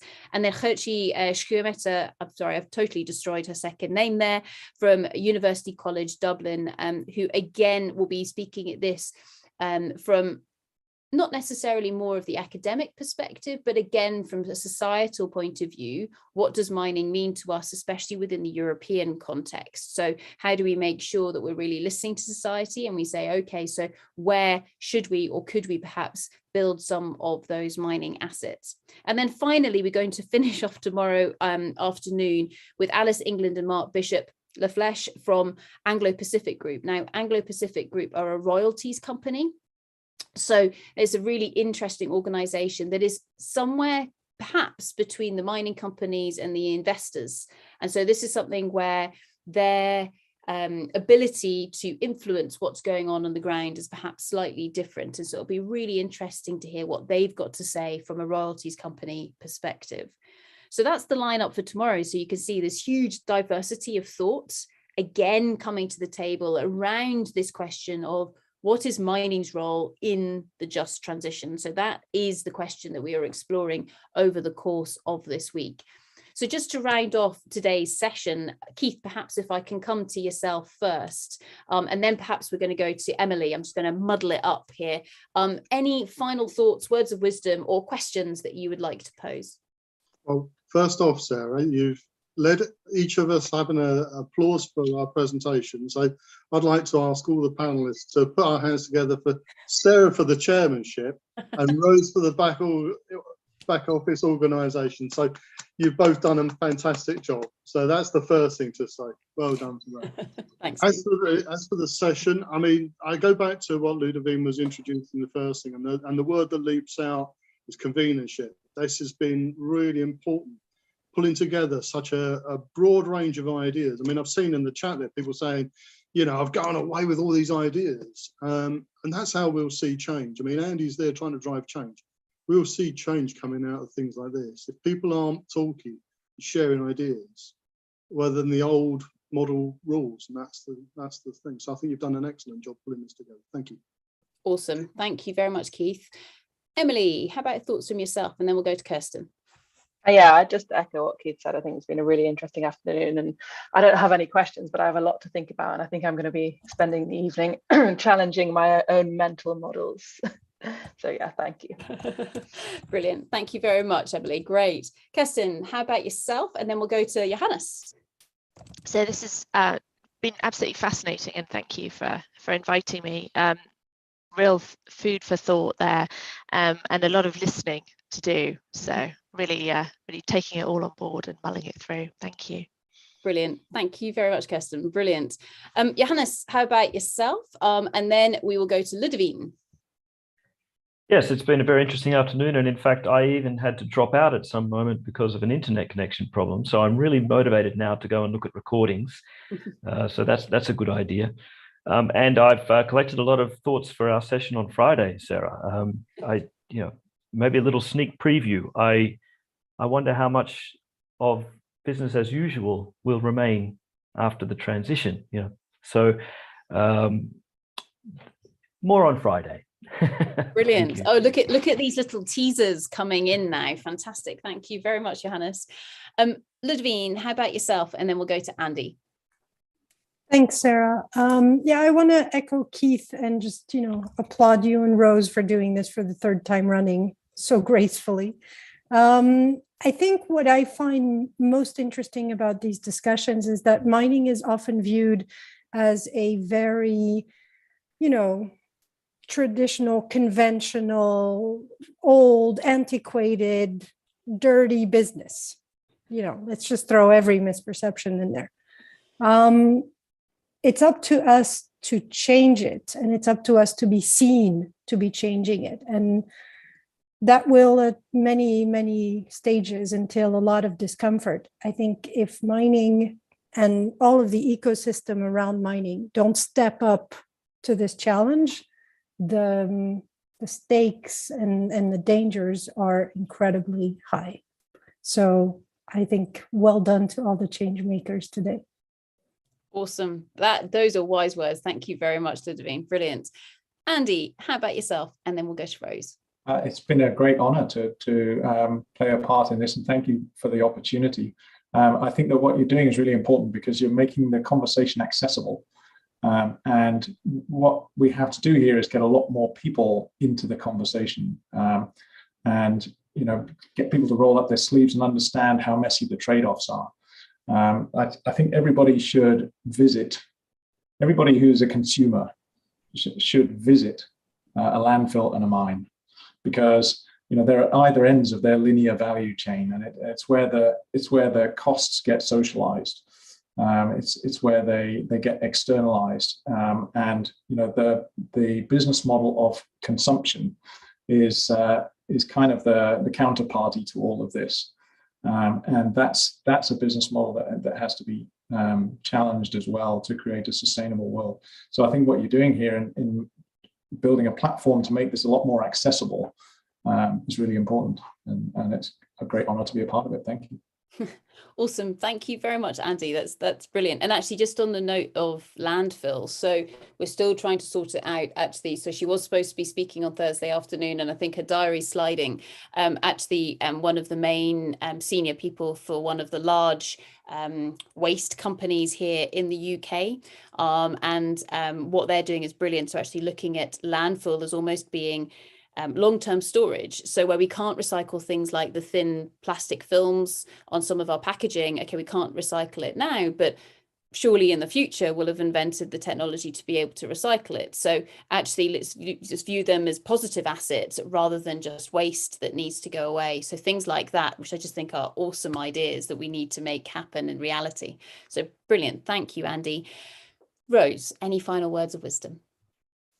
Yeah, thanks. I just want to say thank you to all of you for joining us, because I think Sarah and I are always very humbled at people joining us and how keen and passionate people are. I'm always amazed at some of the ideas I come away with, and every session is so interesting that I end up going away like a kid at a candy shop. And I mean, I'm literally now thinking like, can we do field trips to landfills and mine sites, and can that be a thing that we do?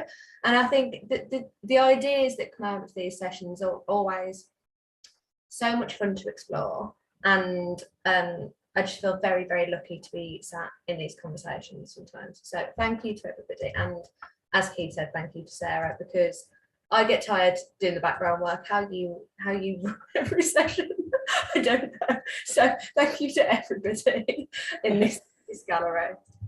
Brilliant. Well, thank you very much, Rose, because Rose is the person that keeps it all working. Just need to put that one out there. She is truly, truly amazing. So with regards to that, just in final summary, as you've heard, this is us trying to create the most accessible platform possible. We are acutely aware that there are many voices who aren't being heard in this. So if you have somebody, or if you are somebody who has a perspective that you would like to share, please let us know, and we will try and bring you in during the course of this week, or we'll try and work out how to make sure that your voice, your perspective is heard at one of our other events that we will be running. So please do feel free to engage with us. Also, if you would like to take part on our inaugural mine and landfill inaugural mine and landfill field trip. We need to think of a different title for it, Rose, because that's really difficult to say. Then please let us know, because, I'm sure we can sort that out, Rose, can't we? No problem. Excellent. So with regards to all of this, thank you so much, everybody. Have a lovely rest of your day, evening, morning, whatever it might be, depending on where you are in the world. For those of you who are in a similar time zone for us to us, because of course we've been wholly selfish with regards to this, we start again tomorrow morning. So that is Tuesday, the 10th of May at 8 o'clock UK time. Hopefully we'll have some of our lovely Asian and Australian friends or people who are based in those particular parts of the world, because it'll be a better time zone for them. Those of you in the Americas, hopefully you have good sleeps, and we'll see you tomorrow afternoon as well. So with regards to this, everybody, please, I'm loving the chat, by the way, absolutely genius with regards to that. With regards to that, thank you very, very much to our wonderful panelists, and we will keep in touch with regards to these ideas. Thank you very much.